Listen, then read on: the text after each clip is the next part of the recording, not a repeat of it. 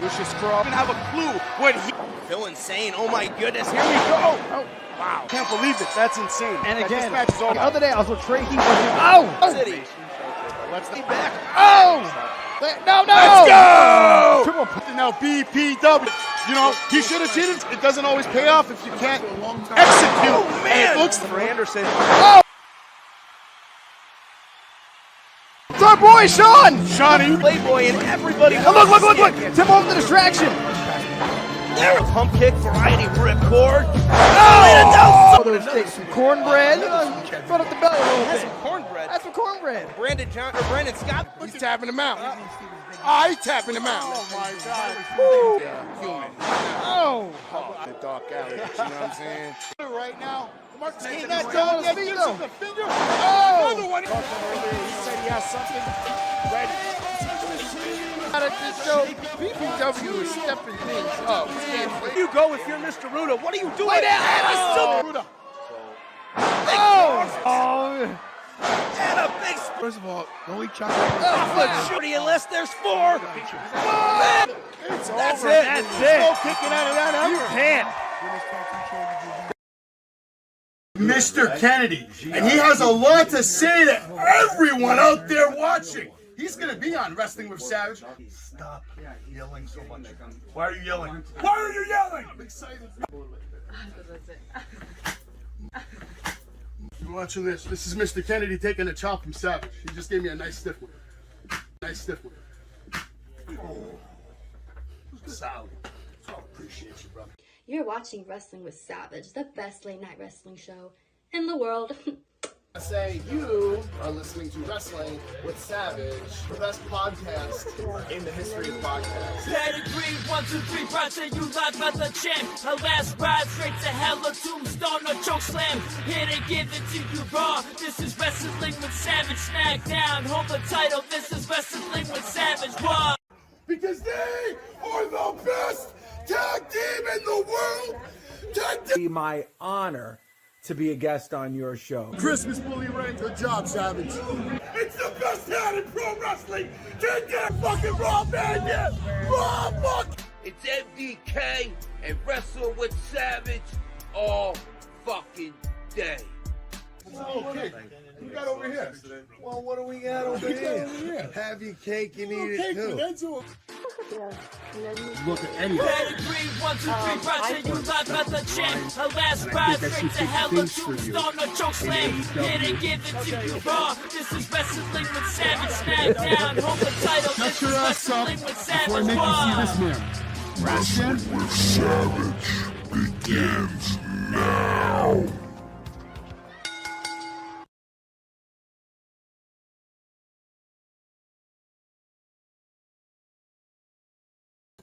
What's going on, everybody? Welcome to Wrestling with Savage. Tonight, we are going to have a special night. PapaDon is going to be joining us, and we will be doing an interview.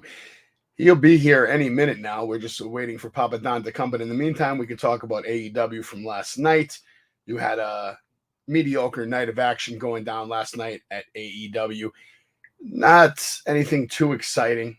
This match right here just doesn't even make sense to me. Big Bill should be booked way better than this, but he's not, unfortunately. And Orange Cassidy does come up with a win. But at least Orange Cassidy did take some bumps during the night, so that's some good news. A lot of action last night that didn't pan out for me.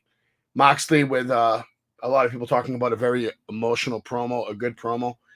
I don't know if it's a good promo. It's okay. It's okay. It's not action like you're going to get at BPW. It's definitely not. BPW had a better card than this match this night did. Revolution coming up. It's going to be on Sunday. This Sunday, we are going to do a live play-by-play on Revolution, which is going to be a lot of fun. I'll be here on Sunday calling the action. And I'm actually excited about Revolution. This match in particular, I think this can be a big match for Hangman Adam Page. What's going on, Lauren? Mick Thomason, appreciate you guys being here. PapaDon will be here any minute. He's having some technical difficulties with the computer, but he will be here, and we will be getting into his interview, and we got a lot to cover about PapaDon. If you don't know PapaDon, PapaDon has a big career. Born 1977, he is an American independent professional wrestler. He works primarily throughout the northeastern United States with all kinds of promotions like Jersey, All Pro Wrestling, New York Wrestling Connection. What's going on, Paz? How you doing, brother? East Coast Wrestling Association, Impact Championship Wrestling, National Wrestling Alliance, and World Extreme Wrestling. PapaDon has been around the block. Actually, here's a little clip for PapaDon to kind of hype you guys up. And big shout out to Pastoya. PapaDon will be here any minute now, and we'll be starting that interview. But here is some clips. Let's watch this.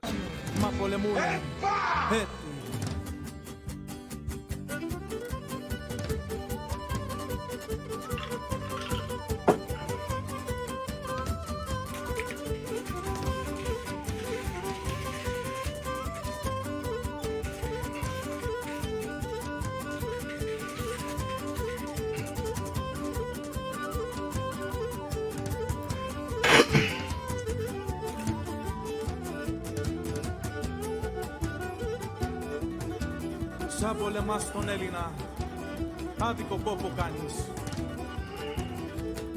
Τη μάχη κι αν τη κερδίσεις, το πόλεμο το χάνεις. Το πόλεμο το χάνεις.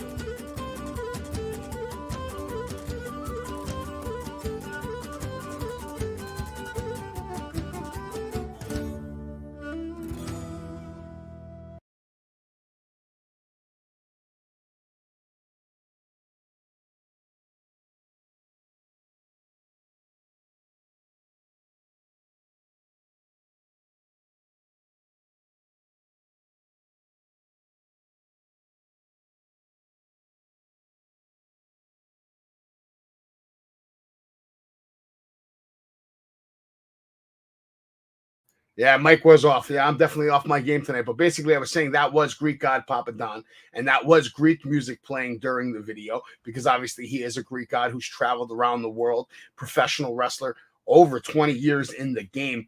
I first saw him at New York Wrestling Connection a long, long time ago. About 20 years ago, I had my first interaction with Greek god PapaDon, well over 20 years. And I believe he has 22 years experience. So I think I caught him right at the beginning of his career. And guess what? The beginning of his career, he had championship gold already, which we're going to get into in a little bit. And yeah, that's right. You did see Maxwell get knocked out by MJF. So the man that is coming on the show is a man who has beat the shit out of the current AEW world champion. He taught Maxwell Jacob Friedman a lesson well before Maxwell ever got to AEW. So there is history there, and I'd love to see if there's going to be more history there.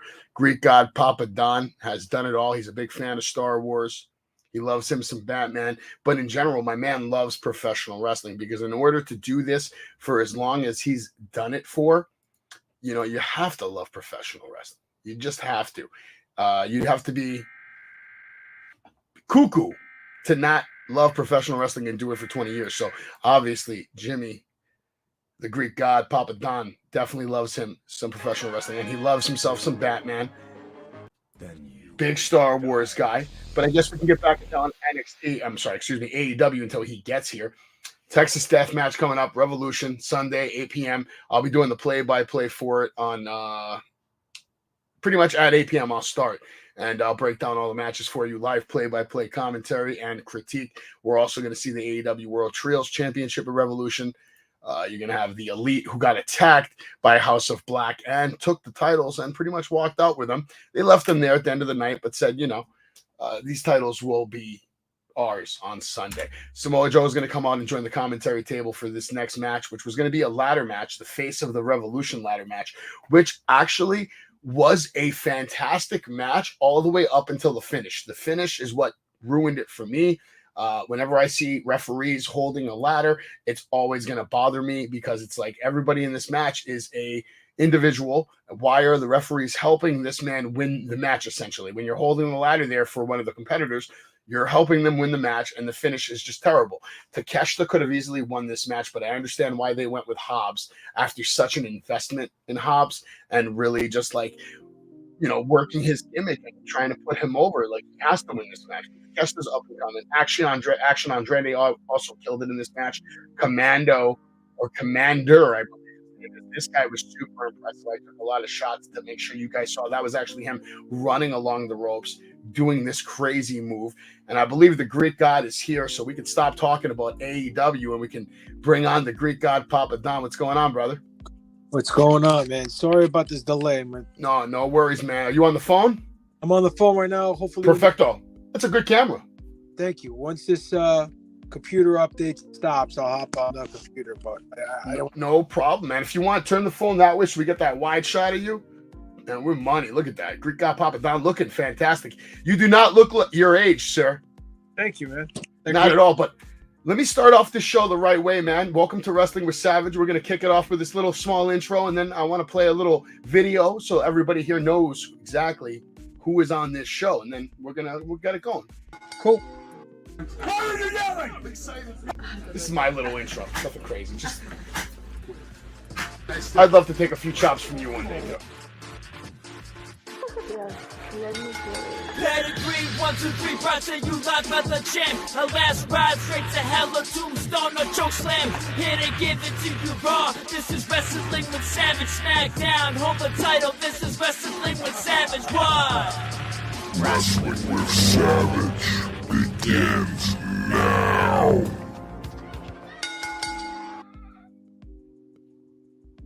Oh, shit.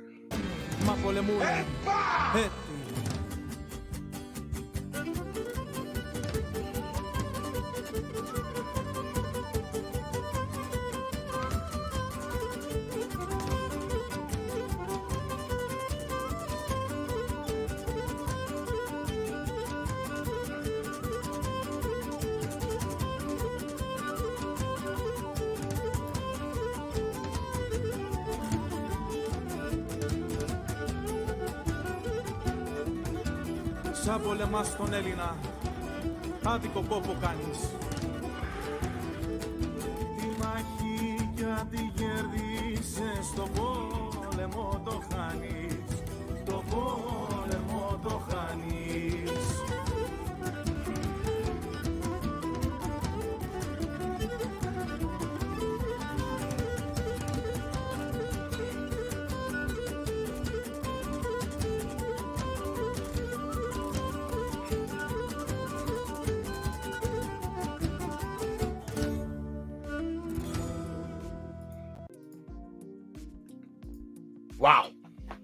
Wow. Honestly, I could make a highlight on you for about 20 hours straight because that's how much footage is out there on the internet, man. 22 years in this game, Greek God? 23 now? Wow, man. What a hell of a career. Thank you. It's not over yet.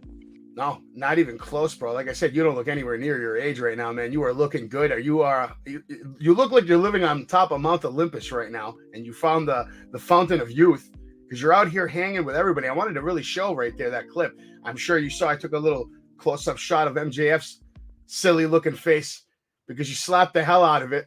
And I wanted to make sure everybody here knows that the man that's on the stream is someone that beat the hell out of the AEW World Champion, man. And I respect it. I love it. You've been in the ring with everybody, bro. Yeah, pretty much. You can name them. I've been in the ring with them. Everyone in AEW, basically. 23-year career, bro. I wrestle all over the world. I've been in the ring with a lot of people, so I've been very blessed. Absolutely, man. I know you're a big fan of Batman. Absolutely, right? Yeah, big fan of Star Wars, Batman. We lost you there for a second. I'm not sure what happened there. I know you're a big fan of Batman, though. Well, yeah, Batman, Spider-Man, X-Men, Wolverine, Star Wars especially. I'm a big fanboy for all the geek stuff. All right, before we get into the slideshow, real quick, Batman, Wolverine, who wins? Wolverine. Love it. All right, so I want to start off with this. We got to start at the beginning because, this man was born once. Now, this is where your mother or your father's from. Is that Nisidos? Yes. No, this is Corinthos. Yeah, it's my dad's place. Dad's place. Very beautiful place, man. I mean, look at these shots right here. Have you been? Oh, when I was 2. When you were 2? Oh, we got to make sure you go back sooner than later. You are from a very gorgeous place with a lot of history. Those canals are actually, I believe, reopening for the first time in many, many years this year. A lot of history in those canals.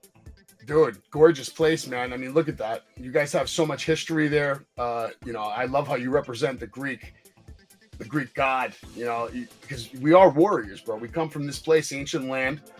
This is where you've been here? No. This is Niceros. Nisiros. I've never been there, but I've seen pictures. Volcano, huh? Right next to Rhodos, it's the Canista Islands. Beautiful place. All my family's there, like my cousins and stuff. Never been though. It's a small island, right? It's not too big. It doesn't look huge, yeah. But it looks beautiful, man. But this guy looks beautiful too. Look at this guy. Look at this stud holding all this gold over here, man. You look jacked right there. Look at this. Look at all the gold, man. How many championships have you won overall in your career? I have no idea. You can't. You lost count a long time ago, right? I gotta write it down to realize how much gold I've won. Dude, I mean, I can keep going. Like I said, there's so much content on you. It's insane where you've been, where you've wrestled. I mean, the companies you worked for.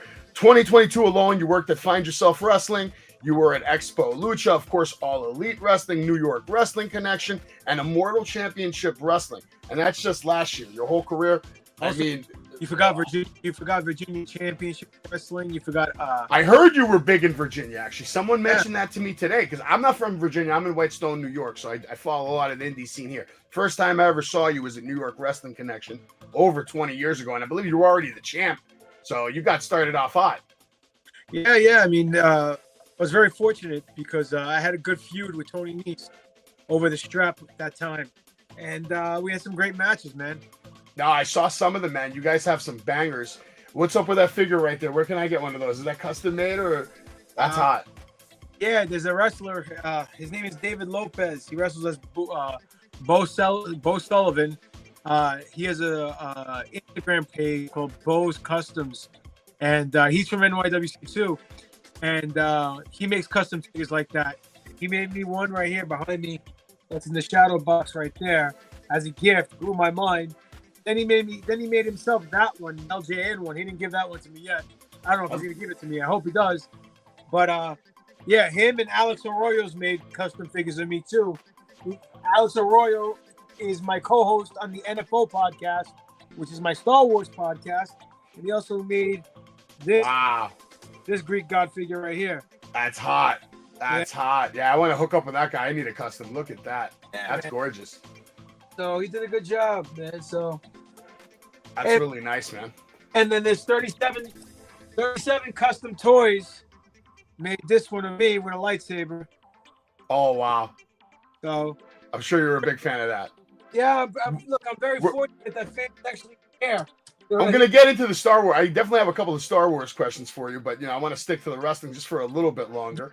You've had such a big career. What's some of your most memorable matches, moments, factions, tag team partners, or just in general, like when you think about your career over the span of the last 23 years, what is it that comes to mind, the first couple of thoughts? Well, my greatest tag team partner of all time is my partner, Havoc. May he rest in peace. We were the Solution out of the doghouse, and we took over the Northeast wrestling scene and won titles all up and down the Northeast and wrestled everywhere. Teamed together for about 5.5, maybe close to 6 years, and did what we did and had great matches with the likes of the SAT and the Backseat Boys and the Christmas Tree Connections and the Dirty Rotten Scoundrels and Natural Born Sinners and the Hit Squad, especially. Dead Presidents, Lost Lunatics. I mean, you name them, we wrestled them, and we had great matches. So that's first and foremost. There was Havoc, myself as the Solution, and our manager, the sure thing, John Shane. And John Shane is the greatest manager never to be on TV. And only second by, I would say, an eyelash or two, by Rob Dimension in Pennsylvania, who when we wrestled for Steve Carino's Federation, PWF, and then Wrestle One, a 0-1 offshore promotion, he managed us then too. So as far as tag team goes, when I teamed with the Solution, I've teamed with I've teamed with Robbie E. or Rob Stone now. I've teamed with Fred Rosser, a.k.a. Darren Young. I've teamed with Pepper Parks, a.k.a. The Blade. I've teamed with Black G's. I've teamed with Talon in NYWC when we were known as the New Gods, because he was the Hand of God and I was the Greek God. We won the NYWC Tag Team Championship. I teamed with Ben Hamin, and we were the Dynasty Tag Team Champions for like 2 years as the Conspiracy Horsemen. So, I mean, there's been a lot of highlights in my career. I was the ECWA 2012 Super 8 winner / champion, longest reigning ECWA champion of all time. Feuded with many people, Adam Cole. Yeah. You got your list is hefty, man. Have you wrestled in Japan? No. Is that on the bucket list? Fuck yeah. I'm sorry, I didn't mean to curse. No, you can. It's rated R, man. That's why we late night show. I was supposed to go 3 times. At least that's what I was told. And the last second, it all fell through. Once with Steve Carino, I was supposed to go with. I was on the list to go with Havoc when he was doing the 0-1, and he was the liaison, and that fell through for some reason. I don't know why. And I was supposed to go. I did a Noah tryout in 2007. I told I was going to Japan. Never happened. Then New Japan tryout. When they came here and they teamed up with JP for a weekend, got nothing but great feedback. Says I gave them my information. They said we'll be in touch. You're coming to Japan. It happened. So keep knocking on those doors. That's this damn wrestling business, man. That shit happens all the time. Like politics and then things change and people change a whole card like last minute, or people don't show up and then somebody else does, or somebody calls on a favor. It's always some fucking nonsense. Well, listen, 23 years in this business, everyone I touch, I'm like King Midas. Everything I touch turns to gold because they get signed. And 23 years, here I am on the indies. For what reason, I don't know. That's the $1 million question. I don't have an answer for it. No, you can work your fucking ass off. I've been watching you a long time, man. You know the business. You know how to move. You know how to bump. You know how to sell. You know how to work. You've worked with so many different talents at this point. Like, who really out there is doing it at the level you're doing it at right now, 23 years into the game? There's only a couple of guys I can think of top of my head, but the list is very short. Yeah, it is, because there's a difference between being a wrestler and being a worker. And being a worker is the dying breed. I'm a worker. I agree. I'm not. You know what else you have though? You have that intensity though. Like you have that ability to just. I've seen it happen in matches, and you have the ability to just turn it up, and that's like something else that's lacking in the professional wrestling business right now. Everybody can do the moves. Everybody can learn how to do the moves, but if you can't learn how to make the moves tell the story, it doesn't mean shit. I agree. It's not to the fans. It's about that emotional connections with the fans. And getting yourself over subliminally, because the main objective of a worker or / professional wrestler is getting their opponent over first and getting the story of the match over first. But in between time and in the meantime, you're really getting yourself over as well. And it's not about getting quote unquote your shit in. It's about doing the right thing and getting your opponent over and your story over first. And then if you're doing your job, you're going to get over. It's a lost art, man. A lot of people don't know how to do it. Too many citizens of Leg Slap City, not enough workers anymore. And I hate citizens of Leg Slap City. That's why I declare myself the mayor of Real Time. Are you training anyone at the moment, or do you train still like regularly, like just in general to like help out some kids and Yeah, I mean, I used to go to NYWC 2-3 times a week to train. Unfortunately, the way life is going now, I could try to get down there once a week if I'm lucky. Unfortunately, it's not very easy with my schedule. I have a family, man. I have kids. Of course. How many kids, by the way? 4. God bless. Wow, that's a big family. That's a big Greek family. Thank you. I appreciate it. Absolutely, man. Youngest and oldest? 21 is the youngest, 7 is the oldest. 21 is the oldest, 7 is the youngest. Okay, so wow, so that's a big range right there. You got the children still, and then you got the full-blown legal adult who can now drink and buy smokes and go to clubs, and I'm sure that's it. Easy.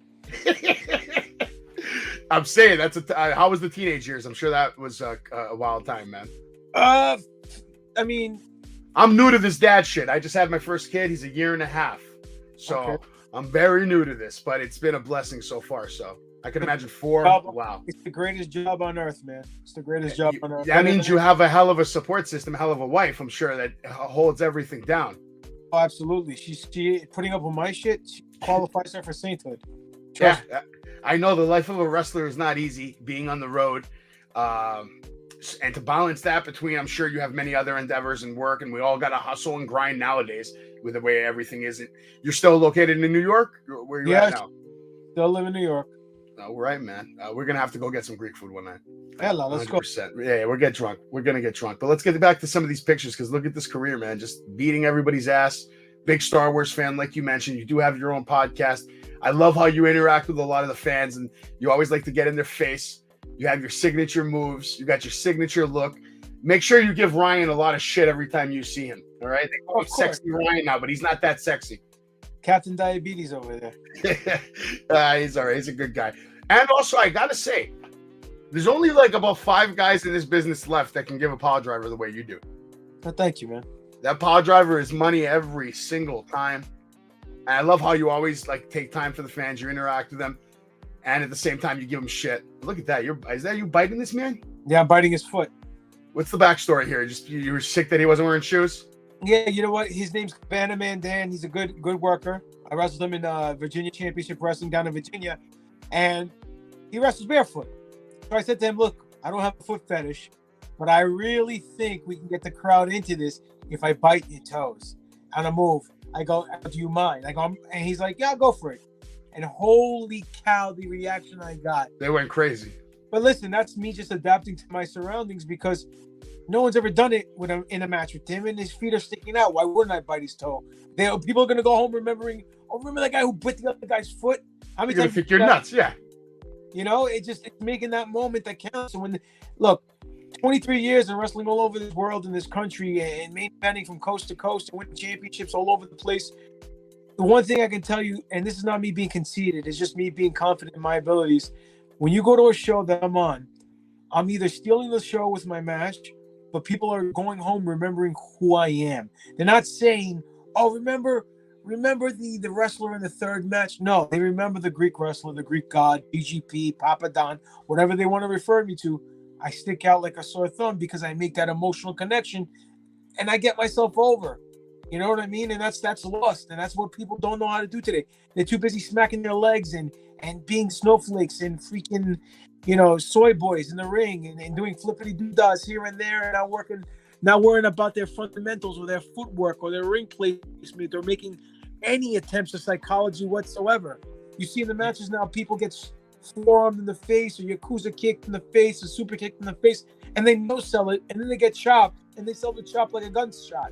In my opinion, they give everything away like that should be on a pay-per-view. Like all these spots and things you're doing, these are like pay-per-view matches you're giving away on a Dynamite, and there's no storytelling, and then you expect every week to be the same good show. It's hard. Well, here's the deal, and it's not. Look, like I said, 23 years on the independents. I stepped into this business, and the fact of the matter is, this business doesn't owe me a thing. There's no guarantees. Absolutely. So, do I get a little upset and frustrated seeing all my boys on TV and seeing everyone catching a break? Of course. I mean, that's only human nature. That's only natural. That's only natural, man. Especially when you're as hungry as you are. Exactly. But do I get disgruntled at the individual who got the opportunity? No, I'm happy for them. It's not my time to shine yet. That's it. And 2 things. Like I said, this business doesn't owe me anything. There was no guarantees, and I knew that signing up. There's no guarantees at all. So I can't get mad. And 2, if I walk away from the table, I'll never get a winning hand. So I just haven't gotten the winning hand yet. I'm still waiting for the flop to happen. I think you're gonna get your big moment, man, because you deserve it. If anybody deserves it in the indies, it's you, 100%. But you got your first Star Wars quiz. Someone in the Savage Kingdom over here is asking you, what is the name of the First Order base? You serious there, Sunshine? Star Killer base. Wow, I can't believe it. He knows his shit, man. He is a Star Wars guy. So Star Wars is really your shit. So I got to ask you, what is the best Star Wars movie of all time? Empire Strikes Back, without a doubt. Great choice. Great choice. Yeah, I'm a big fan of the originals. Of course, bro. I grew up on them. So good. This guy's glad we showed you tapping out Gulak. You got a lot of people in here that, you know, you got some fans in here watching you. But let's get back to this. You did bite this guy's foot, and I could see why that would get a big reaction. I mean, that's just good shit. That's a great spot. And like you said, mentioning about adapting, that's another thing that wrestlers don't do. And that leads me to my next question. Do you watch the current product at all? From time to time. Give me one second. We'll try to convert to my computer. Give me one second. No, well, let's play a video. If you guys just got to the stream, this is Greek guy PapaDon now.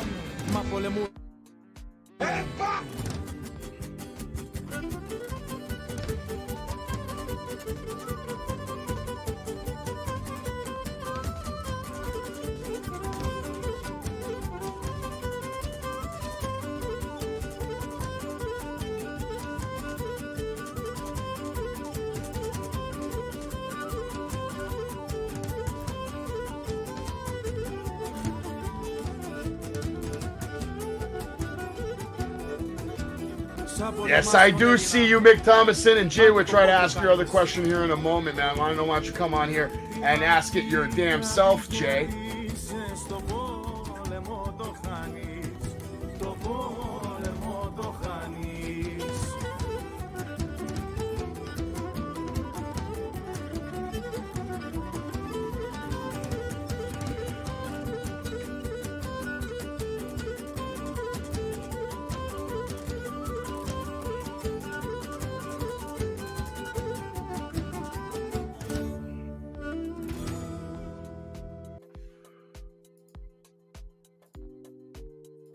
And we're back here. We're back with the Greek god PapaDon, as you saw in that trailer right there. Hell of a career.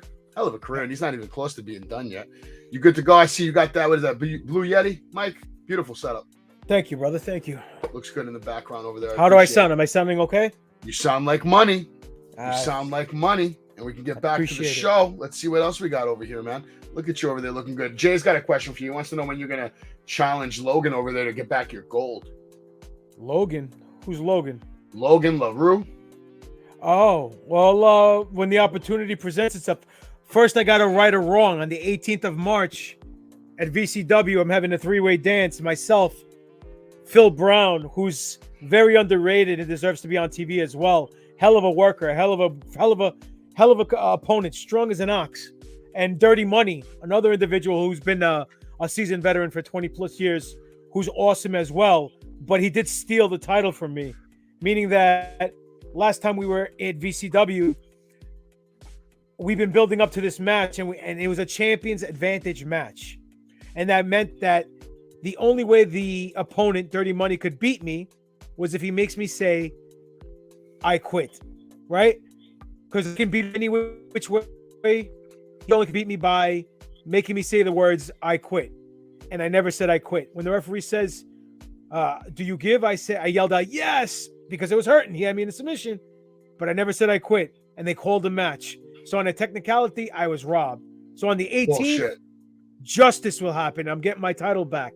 And once I get the VCW US Liberty Championship, then maybe I'll make my way up to Logan LaRue and become a first ever double crown champion in VCW history. Wow. I might have to see that. Lauren says that she saw you go live against Trent Beretta, Tony Nese. That must have been a hell of a match. Everybody, bro. Everybody. And look at you. Yes.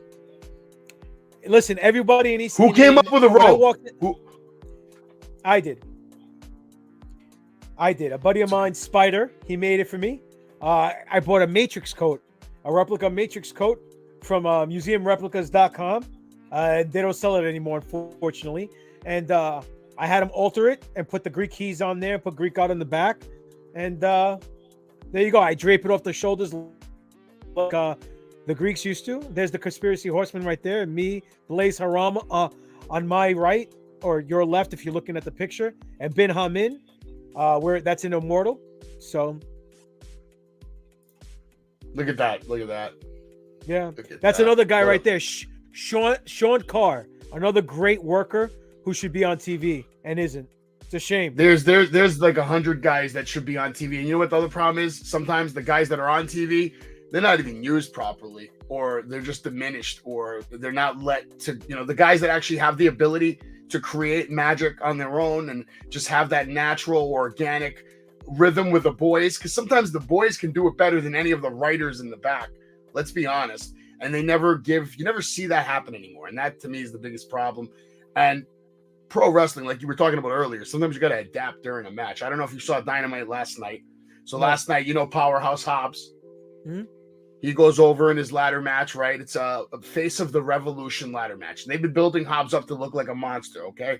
So I knew he was going to win, whatever. But at the end of the match, he did a spot where he did a shoulder tackle into the ladder, right, to knock the guy out of the ring. And then he actually dominated the ladder. He dominated it to the point where it can't stand up by itself.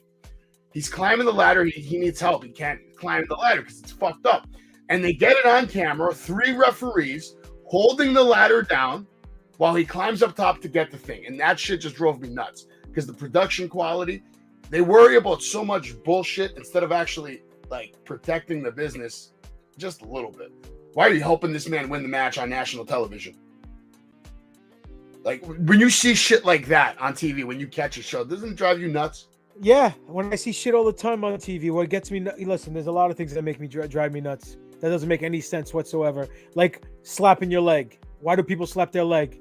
Makes no sense. They're wearing knee pads. You ever get hit with a pillow? Does it make a smacking sound or a thud sound? You had knee pads on. You got kick pads on. It's not skin on skin. The only thing that makes sounds is skin on skin contact. So unless it's skin on skin, it shouldn't make a slapping sound. So it's retarded. It's stupid. It's malakias. It doesn't make any sense whatsoever, dude. Another pet peeve of mine is never going for the pin. You hit him with a nice, kick or whatever, or strike or whatever, and the guy crumbles and sells like $1 million. You don't even attempt to pin. You just walk away and go for something else. You know what I miss? I miss the wrestling, PapaDon. The wrestling. Like people actually locking up, walking the ring. Yeah, I get it. Man. Look, vanilla chocolate, that's wrestling. It's not, what somebody does, it shouldn't be, maybe it's not your flavor. That's fine. But at the same time, you can't reinvent the wheel because this has been working for years upon years upon years. Since the Greeks invented it many, many moons ago. So the fact of the matter is, you want to just, cater it to your own liking. Cool. But don't lose the fundamentals. Don't lose the psychology. There's 2 things that the money's in. The money's always in the sell, and the money's always in the heat. You lose that just for the sake of slapping your leg or doing flippity doodads here and there. It's like pissing in the wind. It's like this people are using finishing moves for regular moves. They have no meaning anymore. The power driver has no meaning. The super kick has no meaning. People are kicking out of everything. There's like a whole arsenal of moves you can use to set up that power driver and that emotional maybe kick out. But there's certain moves that people shouldn't be kicking out of anymore, man. And I don't get it. We lost that on a lot of major level. Well, yeah, that's the issue. And I agree with you because here's the deal. And this is very, very rare nowadays. I can only speak on myself. And what I'm about to say is that I don't care about the fans. And what I mean is I will not let the fans dictate my match. They will not be the puppet masters of my match. I am the puppet master of my match, and I know how to make the fans eat out of the palm of my hands 10 out of 10 times and get them to act a certain way at a certain part in the match because that's how I had it up here before I even went through the curtain. And that's lost because people are too worried about getting star ratings on their matches or getting certain chants on their matches that they're placating to the fans and allowing the fans to dictate how the match should go, as opposed to the other way around where the wrestler or the worker is supposed to dictate the reaction of the fans. And that is lost. There's very, very few individuals who can do that nowadays. I can only speak for myself because I know that's what I do every time I go through that curtain and go to the ring. And that's why I get the reactions that I get and always the loudest reactions of the night, because that's what it's about. The fans want to be in the show. They want to be part of the show. Well, give them a reason to. No, it's like you said, by the end of the night, they've seen 6 Canadian destroyers. They might pop huge on the first one, but on the 6th one, it's a mild pop because they've already seen it 5 other times. So at the end of the day, if you're a one-trick pony, Your one trick gets stale, you're not over. Your opponent's not over. The move that got you there is not over. So at the end of the day, nothing's over, and you wasted everyone's time, and it's like pissing in the wind. It makes no sense. But if you did things properly and got your opponents over first, and not worried about getting your shit in or your fancy move in, guess what? By getting your opponent over, you get over. And when you're over, you can do whatever you want. Look at the people's elbow. Look at the worm. Look at the bionic elbow. These are just regular moves, but because the people giving them were so over, the people believed in them so much, it meant the world to them. Yeah. No, you're 100% right. Like, only a few people in the world have that ability to walk through the curtain and immediately read the arena, the room, the whatever it is. You're one of those guys, and there's a few of them like that. But the problem is, with these a lot of major big promotions, they don't give these guys the ability to even take advantage of that ability that they have, that God-given ability. It takes somebody like LA Knight, for example. You know, I'm sure you know LA Knight, hell of a worker. And they make him do this whole Max Dupree garbage, Malakias. You know, that was obviously Vince. Speaking of Vince, you ever had any dealings with Vince at all? I met him, shook his hand. How'd that go? Went well. That was it. He was backstage. I walked right up to him and said, "Excuse me, Mr. McMahon, I just want to introduce myself." He goes, I said, "My name is Jimmy." He goes, "Pleasure to meet you, Jimmy. Vince McMahon." And that was it. You have had dark matches on WWF? I've had matches. I guess you can call them dark matches, but when I was going there regularly, it was matches before anybody was in the building, so in front of the boys and in front of the agents. Yeah, that's still cool. Yeah, man, I wrestled the Briscoe brothers in Madison Square Garden, so that was cool. Wow. That's awesome. Yeah, me and Rob Vegas. Shout out to him. Great partner.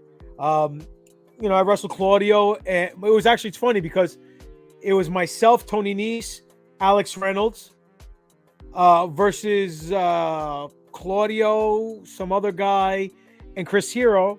And we had like our open ring session, the six of us, and everyone there is signed but me. So I don't know. Go figure. Fucking wild, man. When did you start watching wrestling? When I was a kid. Who did you grow up on? Who were your founding fathers that inspired you to just... And when did you want to become a wrestler? Was there a moment watching? Oh, yeah. Or... I've said Please this tell story. me. I've said this story many a times. So when I was young, obviously growing up in Queens, New York, you know, you had the Hulk Hogan era. I was a little Hulkamaniac, you know, young, like the British Bulldog, watched Saturday night's main event, you know. But the thing that was my heart and my passion was Jim Crockett Promotions, aka the NWA. Nice. I absolutely loved it. And there was a match on Power Pro TV, which was on WPIX, aka WB, Channel 11 at the time, where Sting wrestled Ric Flair. A regular TV match. Flair was a champ. They were building up to their Clash of the Champions match. This was just a throwaway TV match. I saw it. I fell in love with Sting, became a big Sting mark, and said, this is what I want to do. A few months later, Sting wrestled Mike Rotundo on Power Pro, or it could have been TV. Yeah, it was Power Pro, or it could have been TBS. He wrestled him for the television championship. Mike Rotundo at the time was in the Varsity Club with Kevin Sullivan, Rick Steiner, Dr. Death, Steve Williams, and he had a 10-minute time limit. And at the same time, he put up a $15,000 bounty. If you beat him in 10 minutes or under 10 minutes, you get that strap and 15 grand. And I remember old school shit. I was living in Jackson Heights at the time. I remember I saw the match. I walked up to my mom. She was washing dishes. I go, Mom, I know what I want to be when I grow up. She's expecting to hear doctor, lawyer. I'm like, I want to be a pro wrestler. And she's like, okay, go play with your toys. Like the best analogy is I give Ralphie, you shoot your eye out, like Christmas Story. You know what I mean? Yeah. No, So my mom went nuts too. Yeah, man. Since then, that's when I wanted to be a pro wrestler. That's crazy, man. I mean, I was a Hulkamaniac too from 3 years old. I remember my first memory of wrestling is Hulk Hogan body slamming Andre and everybody in the room just losing their mind and all that. And I used to rip, those wife beaters. My mom would go to Robbins on Steinway. I don't know if you remember. Nice. I'm an Astoria kid. All right, so we used to go to Robbins and get the 5-pack every day. I would wake up and just rip my shirt. Hulkamania, all that shit. And my mom, you know how Greek moms are, would beat my ass relentlessly, which is The probably where I pantofla, got huh? so goddamn tough from. Yeah. And I would still do it. 365 days, 365 shirts. And then my mom would just stop buying them. She's like, I'm done. No more wife. You know that's the greatest marketing scheme of all time. Oh God, yeah. Yeah, it's Jim great. Cornette told me that's why they did it. Because they asked Hulk one time, why do you rip your shirt? He goes, because I know all the little kids will do it, then they have to buy another one. I was like, brilliant. Absolutely brilliant. Ingenious. And the way he would rip it and just the whole presentation, they nailed the whole 80s era. They hooked all of us. If you were hooked, you were hooked. Everything. Pay-per-views, toys, merch, ice cream bars, the whole nine. It was just a different. And people, us when we were growing up, there was no such discussions as is wrestling fake. I mean, people really 100% thought this was a legitimate like fight they were watching half the time, and it didn't start changing till I would say probably late 80s and early 90s is when it started shifting towards that conversation and them exposing the business more. And now forget about it. Now they peeled. There's no more curtain. They've ripped the curtain down. There's only a couple guys in the business that keep it real. Do you keep your gimmick in the ring and in the building, or do you take your gimmick with you everywhere? What do you mean? Greek God PapaDon. Like when you're meeting the fans at, like, let's say a meet and greet. Oh, well, yeah, I stay in character, but to be fair, I'm not. I'll be nice to kids and stuff like that. I won't be a complete jerk. I have to. The kids. I'm not gonna ruin their memory. I met a couple of wrestlers when I was young. My dad only took me to one wrestling event. He took me to a house show at the Meadowlands for my birthday. Nice. And the main event was Hogan versus Adrian Adonis. And the undercard main event was Macho versus George the Animal Steel. Well, as we were leaving, I had a program. I had Haku sign it. I met him as a little kid. I must have been like 8, 9 years old or whatever. Had some guy, Brickhouse Brown, sign it as well. And, if they were being jerks, then that would have killed my, the whole memory. The whole experience. Yeah, so I would never, ever do that to a child, ever. So No, yeah. What do you think about this guy, MJF, over here cursing at kids? I think Max is, how can I put it? And how well do you know Max? Do you still I know talk to Max very at all? well. Yeah. We told, we're not best buds. Like we don't go out and grab beers every day or whatever.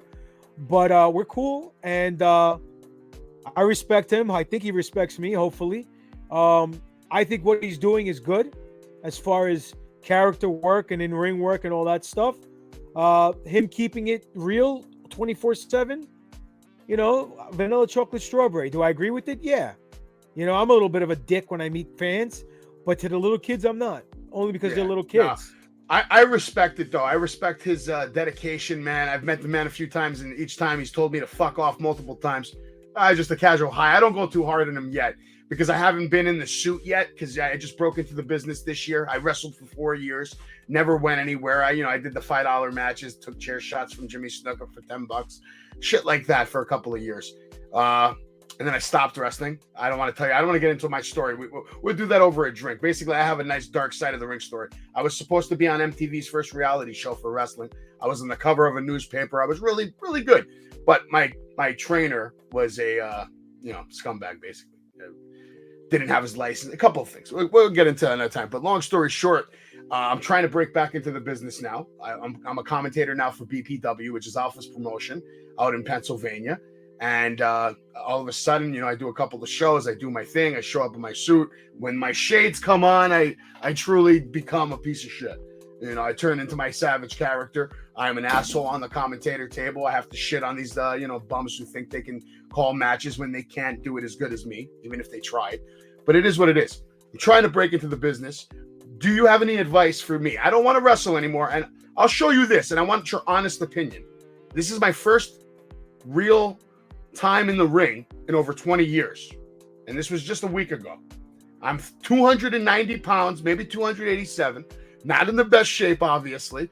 But I'm not like, I used to be 425 pounds a long time ago. And I turned my life around. I couldn't do it anymore.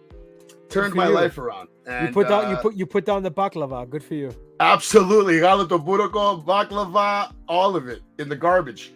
But check this out. I want to know, and I'll be honest with you. Listen, first bumps in 20 years. I wasn't slapping. Could have been a little better on the elbows. But first time in 20 years, what do you think?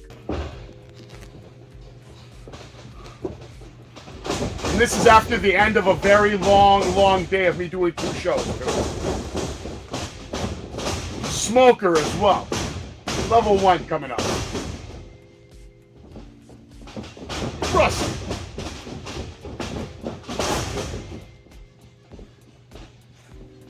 I'm not trying to wrestle anymore, mind you. That one was bad. That one was bad, but very rusty. Been a while. For someone that hasn't done it in 20 years, do you think I could improve with, obviously, let's say fresh day, got my sneakers, gear on, all that? That was long day, shoes, tie, all that. I don't know. What do you think? Should I even bother? I only want to take manager bumps. But Listen. Rome was not built in a day. That's true. We can all improve. The day we stop improving every time we step in that ring, whether it's your first day back in 20 years or my next match in my 23-year career, if I don't improve myself in my next match, then I'm doing something wrong. So yes, we all need improvement. There's no such thing as a perfect wrestler or a perfect match or a perfect card. So don't worry about that. Just make sure that you get comfortable in the ring. You work on your footwork and running the ropes properly. You looked a little bit like a duck running the ropes, but again, absolutely no big deal. Again, you're not wrestling. Make sure you don't hurt yourself bumping. That's the key thing, because you're a dad now. And work smart, not hard. And bump smart, not don't be stupid.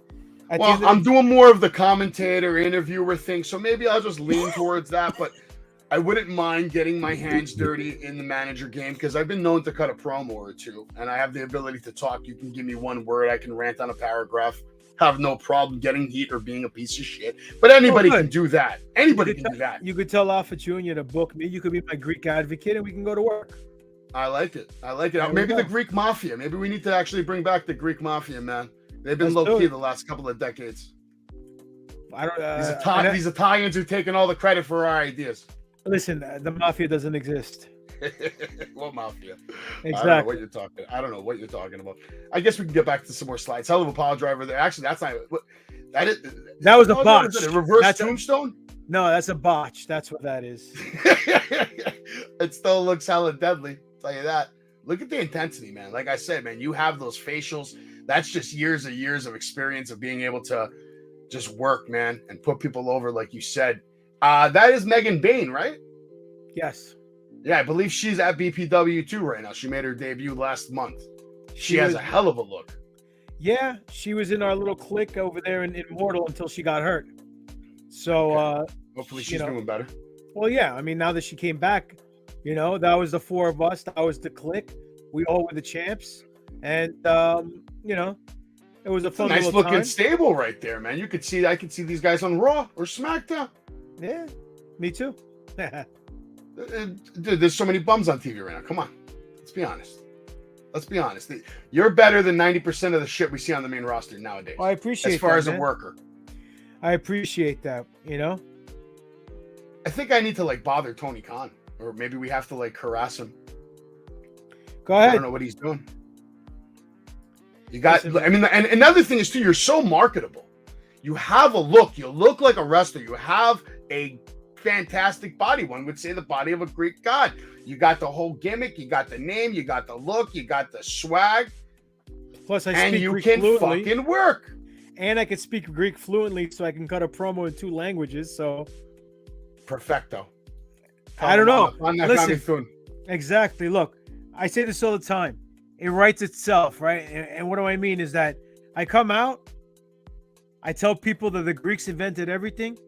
We gave you guys democracy on a silver platter. You messed tell it them up. now. These clowns don't know nothing, man. I talk to people. I tell them, "Oh, you've been to Greece? You know what they tell me? What's Greece?" That's what they tell me now. The kids. They don't even teach that shit in school anymore. They don't teach about the Greek Empire and the Roman Empire and the Egyptian Empire and all that. I don't even know what they're teaching anymore. But people tell me, what's Greek? What's Greek? If it's not on TikTok, the kids don't know about it. Come on now. It blows my fucking mind. Dude, this is going to be the dumbest generation of all time. It blows sad. My fucking mind how people today are just in zombie land, bro. They Oh, have it you was. one way or another. They have us, right? We're in wrestling. Wrestling sucked our lives up. We're done. We're brainwashed there. But now the way the world is and how everything's set up between this industry, that industry, media, movies, fashion, books, this, that, blah, Listen, blah. Kids are fucked. Yeah, well, the funny thing, the world is one giant work. And Oh yeah. Let's say that's a whole nother show. I know it's another show, but it's funny A whole nother because show. wrestling makes us see that through the eyes of being a professional wrestler. We see the bullshit, we see the work. You know what I'm saying? The average person does not.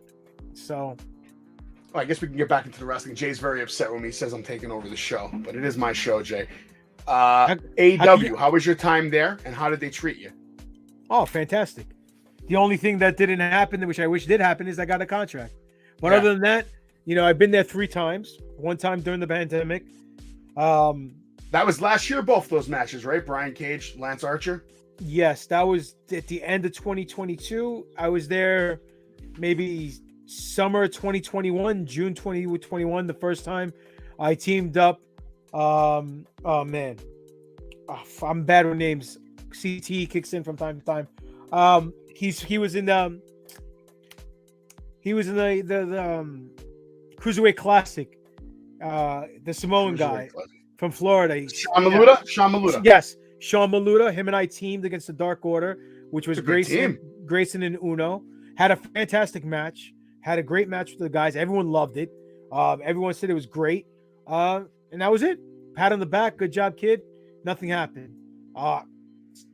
Year and change later, I get back on AEW. Wrestle Lance Archer. Another great match. Very thankful to him. He gave me a lot when he didn't have to. The next night, ended up working with Brian Cage. Very generous as well. And both matches, they wanted me as a face because they were both heels. So I did my face thing as much as I could, as much as I'm allowed to. You really can't go all out and stuff like that because you only got X amount of time. You know what I mean? So I was very happy with everything. They were happy with everything. I got Those are big matches right there for dark matches, man. I mean, that's a match you could see on Dynamite, Raw, SmackDown, pay-per-view. Well, listen, I wanted to do something different, like with Archer. Everyone realizes he's gonna walk in the ring and kick the shit out of everybody. So I told him, I said before the match, I said, "What if I attack you as you're walking to the ring?" He goes, "Why?" I was like, "Because no one's gonna expect it, gonna pop, and they're gonna get on the edge of the sheets, and then we have them, and then we can just run from there." He goes, "I like it. Let's do it." And that's how we started the match. You know what I mean? And no one expected it. Yeah. And I try to give him something different because when people think we're going left, I want to go right and then eventually end up where they think they're going to end up. But at the same time, take them on that emotional roller coaster and work them because that's what a worker does. Same thing with Brian. You know what I mean? Same thing with Cage. We had a great match. He gave me a lot. And I can't complain. The only thing is I wish I got signed. That's it. Cage is a good dude. How did those matches come to be? Did you make some phone calls? Did somebody offer you a match, or did you just? What'd you do to get that opportunity? Oh no, the opportunity was that when I never heard back from them regarding afterwards, and I said I hit up the email. I said, "Hey man, it's been almost a year, over a year. Haven't heard what you guys did. What's the deal? Do you have any availability?"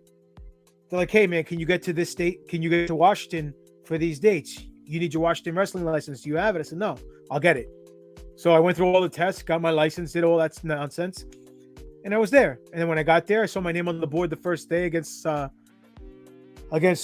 Big Man, and that was it. We had a great match. Second night, there was I didn't have a match second night actually, and then supposedly there was a guy in a 6-man match. And we couldn't find him. So I go up to the producer. I said, "Hey, if he doesn't show up or you guys can't find him, I have nothing to do. Can I take his spot?" They're like, "Yeah." So then what happened was the guy was there. He was just chilling all the way up top in the arena just by himself. He finally comes down and is like, "Hey, I'm here." Yeah, okay, so I'm out the match. That's fine. And then all of a sudden, Cage pulls me over. He goes, "Look, my guy never showed up. He's not here today. You want to wrestle me? Let's do it." Hell yeah.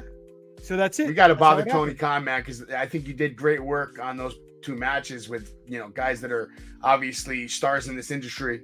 You know, they both have big moments, and Lance Archer's had a hell of a career all over Japan. I know he's a legend in Japan, like crazy shit he's done.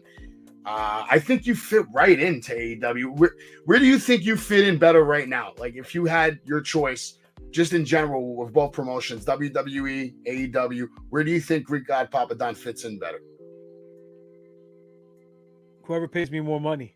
I like that answer. That's the right answer, man. If you're not in this to make money, that's the problem. A lot of people are just here to make spots and make memories and make friends. You know what's on my bucket list, bro? And this may sound like a Mark statement, but I want to become the first Greek NWA champion and wrestle with the NWA championship in Greece and defend it in Greece.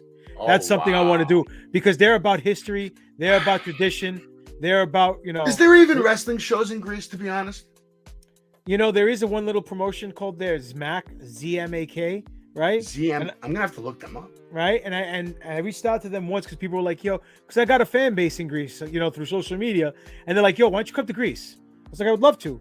So they put me through to the owner, and the owner's like, "Look, we don't really fly people in, we don't have the money for it, but if you're ever in Greece, we'll be more than happy to do business with you." Absolutely. Sure, man, no problem. Where are they located? I don't know. Athens? Mainland, so yeah, probably. Athens, probably near Athens, has to be. I'd love to see it in Crete. Crete's a big island, but see that a lot of them aren't exposed to this. Like, I remember when I show my cousins this, they're like, "What the hell is this? What are you watching?" Look, all I know is this, right? All I know is this. Besides, I mean, a lot of people being in the United States, they can relate with this analogy. They know Puerto Ricans are very prideful, right? They have tons of pride for their nationality, for their country. Not as big as us Greeks. We are the most prideful individuals on this planet. And because we invented everything, and you can even ask Conan if you ever see him. He's married to a Greek, and his wife tells him this all the time. Right? That's how I met Conan, but that's another story. So, you talking about Conan O'Brien? No, Conan K-Dog. Conan K-Dog. I'm just making sure we got the right Conan. So, right. Conan O'Brien. Hey, that's a good guy to know. So the Greeks, right? They love professional wrestling. They love mixed martial arts. They love boxing. They love any form of fighting. Why? Because the Greeks invented pankration, which is mixed martial arts. The Greeks invented professional wrestling. So you might say, no, wrestling started in the carnivals. No, sunshine. Collegiate Greco-Roman wrestling, freestyle wrestling started in Greece. Greeks invented drama. That's why it's called the Greek drama. They invented entertainment. You take those two ingredients in the soup of sports entertainment and you combine them, you get sports entertainment. The two main ingredients, wrestling and entertainment, drama. You put them together, you get pro wrestling. So we're the forefathers of pro wrestling and everything else in this civilization. We're the forefathers of civilization. So I come out there. Listen, there's nothing worse than a heel that's right. And a heel who doesn't lie, but says a fabricated truth through his point of view. I come out, I tell the crowd A, B, and C, and ABC is truthful from my point of view. Guess what? That's nuclear heat. Because they're getting mad on two folds. One, but you're not lying. The Greeks have done more for modern civilization than anybody else in the history of humanity. You're right, but that's why they're getting mad. That's why they're getting mad. Because one, I'm an asshole. They hate me. I'm a heel. But two, I'm telling them the truth, and they don't want to hear it because they know it's the truth. That's when I come out with a pita and a tzatziki and I slap them in the face, bro. There you go. Turn them into a fucking pita pan sandwich or something. Call it a day. We got some questions here. They want to know what was your favorite match from NYWC? Oof. And then you got one more question after that: is who's your favorite opponent in general to get in the ring with? All right, let me ask you my favorite opponent. My favorite opponent's my next one. That's it. I have a list of great answer. Well, it's the truth. I'm only as good as my next match. So I have a few great opponents that I've had tremendous matches with. Tony Sneese, Josh Daniels, who's retired. He's one of my favorites. Azrael, Homicide, Low-Key. Samoa Joe is a fun match. I would like to get another run with him. That would be sick. Yo, Ring of Honor, man. I mean, it's open right now. The opportunity right now. Me and Punk had some good chemistry. Wow. Wow. Danielson. There's who else was there? A couple other guys on the list. Alex Reynolds, John Silver for sure. Goldust. Him and I had a great match where we main evented in Connecticut. Another hell of a worker. Yeah, forget about it. And then the natural. What's his name? I'm forgetting his name right now, Gamoto. It's all right. Shit. You probably kicked his ass. No, yeah, he's a guy in New York. He wrestles Battle Club Pro. Jorge Santi. He's somebody that I love working with because him and I always have good matches. So I mean, yeah. But my favorite NYWC match, I don't know, man. There's been a few. But my favorite rivalry, because we had a series of matches, is Tony Nese.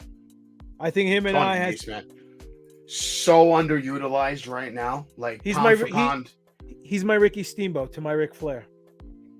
Dude, that guy is so good, man. I miss him in WWE when he was having his little run in the cruiserweights and all that. And because now in AEW, they just book him like, come out and just, take a loss to Orange Cassidy or take a loss to this guy. And it pisses me off, too, because I don't mind if he loses, but let the guy have a match. Like, let the guy show everybody what he can do for 5-10 minutes. No, I'm with you, bro. The guy can go, and he's coming to his own. I see him on the mic now. He's a lot more comfortable in his skin. He's cutting hell of a promos, and he has a great fitness business outside of wrestling. If anybody wants to get into shape, 450 Fitness, man, give him a hit. Hit him up, man. I've seen him turn people's lives around and change people for the better, and you're gonna get your money's worth. So, and that's in Long Island. He's a Long Island guy. He lives in Florida now. He's in Florida now. Wow. Yeah. Okay. So 405. That makes sense. No, 450. 450 because he does a 450. 450. That's the Shining Wizard right there. That's MJF right there, eating it. I just want to make sure everybody gets a good look at this. Look at the world champion just eating that knee. I'm sorry, Max. I had to do it to you.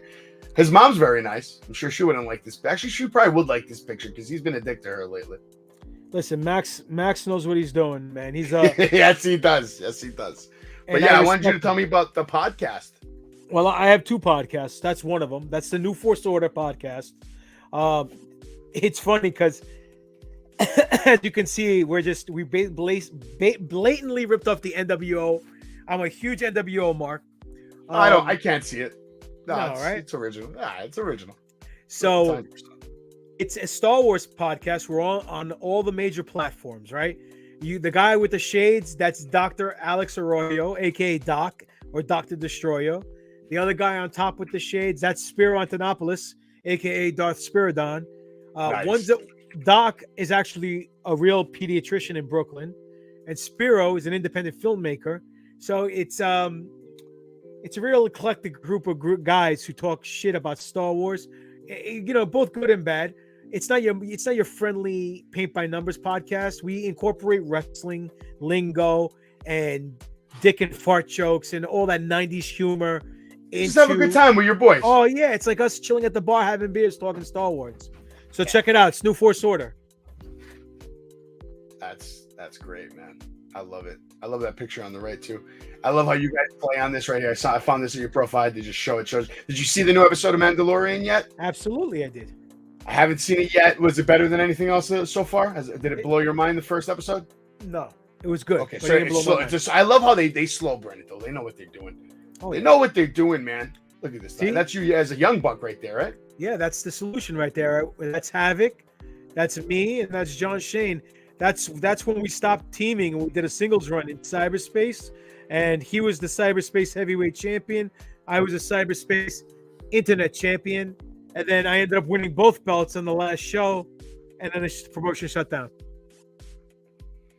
Good times. That's the podcast right there, which actually I'm going to show everybody real quick. I wanted to show everybody your stuff so people can follow you. This is PapaDon on Twitter. You can also check him out on YouTube, Greek God PapaDon. And more importantly, follow everything he does and check out Pro Wrestling Tees. He's got a good selection of merchandise. Oh, I really like this one with the Greek flag. I think I'm going to have to buy that one. Cool. That is nice, man. Everybody check out Greek God PapaDon. But let's get back to this over here real quick. let's see what else we got over here. Podcast sounds cool. I'm going to check it out. You're also an artist. Did you sketch that? Yeah, I drew that. I drew that actually for another. Very wrestler. nice. You were very talented. Thank you. He wanted to get that as a tattoo. Oh, that's sick. That's a hell of a tattoo. It's funny. I sketch too, man. I sketch, I paint, I draw. I wish there was another 4 hours in the day. You know what I mean? Don't you wish that too? You could have 4 hours just to devote to like your passions besides wrestling, like the painting, the drawing, not enough time in the day. Nope. That should be the new $100 bill. Looks much better than the one we have now. Thank you. Appreciate it. I love it. And you took on my boy Bull James. I'm sure that was fun. Yeah, Bull's a good guy, dude. I just got back from dinner with Bull. I took him out to Kakaladi's for some Greek food right now. Oh, lovely. Yeah. We had the saganaki. You know, what's your favorite Greek dish? Oof, that's hard. That's a tough question, right? My mom, man, she's a great cook. So I always say that if I'm ever on death row and I get one last meal, I want a tray of her spanakopita and a tray of her for pasticcio. Pasticcio, yeah. I'll be a happy camper. Me and you are the same. That's the same exact order that I would do it in. The spanakopita with the pasticcio. And I'm good. Pasticcio, good pasticcio is like unbeatable. There was a man in my village, in my dad's village in Damati, small choreo in Crete, that his wife made the best pasticcio in all of Crete, supposedly. And one day she made it big. You know how they do it in Greece? They make the big pans. He ate the whole fucking thing, and his stomach exploded, and he died. Wow. That's how good. True story. This is how good pasticcio is. The guy just was hungry. I don't know who to. He was drunk. Yeah, pasticcio's no joke. But here's a nice picture of you taking on Joe. That looks like it was a while ago. Yeah, that was maybe about 4 or 5 years ago. Okay. Right when he signed with NXT. Hell of a run he had in NXT. You would have been a great fit there too, man. Yeah, man. Did you ever try to get into the performance center? Did you, because I think there you kind of have to live in Florida, unfortunately. No, you know what it was? Honestly, man, I've said this story before, but when last time I wrestled with WWE, Regal pulls me aside. Him and I had a good conversation. And he's like, I'm going to get you down to the PC. He goes, I can't send you on the next tryout because it's fully booked. And that's a tryout Kevin Owens was on and all that stuff. He's like, but I'm going to send you the one after that. Just let the office know. So I called the office, let them know. Then I got postponed. Then I got postponed again to the next one. Then finally, I was in limbo for like a year. So I hit up Regal at the time. I said, I'm sorry. I don't know if you know me or you remember me. But this, that, and the other. He goes, of course I remember you. He goes, let me go talk to them. I'll get you to the PC. All right, thank you. Appreciate it. Maybe a week later, he sends me an email, says, hey, I'm sorry, I tried my best. Canyon Seaman wouldn't go for it because of your age. I was 38 at the time. He's like, but please don't give up. Keep trying. I see a lot of promise in you. Don't ever quit. Yada yada yada. To me, that meant the world to me because Regal's someone I patterned my career after. He's one of the guys I love. You know, him, Finley. He's one of the GOATs. Yeah, him, Finley, Malenko, Guerrero, Benoit, Jericho, those guys. So, you know, it was what it was. It sucked. Don't get me wrong. I've never been to the PC. But, again, I've heard a million no's. I just need that one yes. I get that one yes. It's off to the races. I know I can do what I can do. Wow, we got another Greek in here who loves the pasticcio. John Gilcher wants to know, who's your Mount Rushmore? Do you have one, or does it change at this point? Yeah, it's tough, man. It's tough because there's so many people that I love in professional wrestling. And as a wrestler, you probably want to put yourself on there. No, I wouldn't put myself on there. I don't know, man. It's tough because if you look at the impact. You want to hear mine? I have. Sure. I have. Ella, hit me. It's changed over the years, and there's a couple of people that are inching their way in there. And, you know, the honorable mentions are guys like Chris Jericho.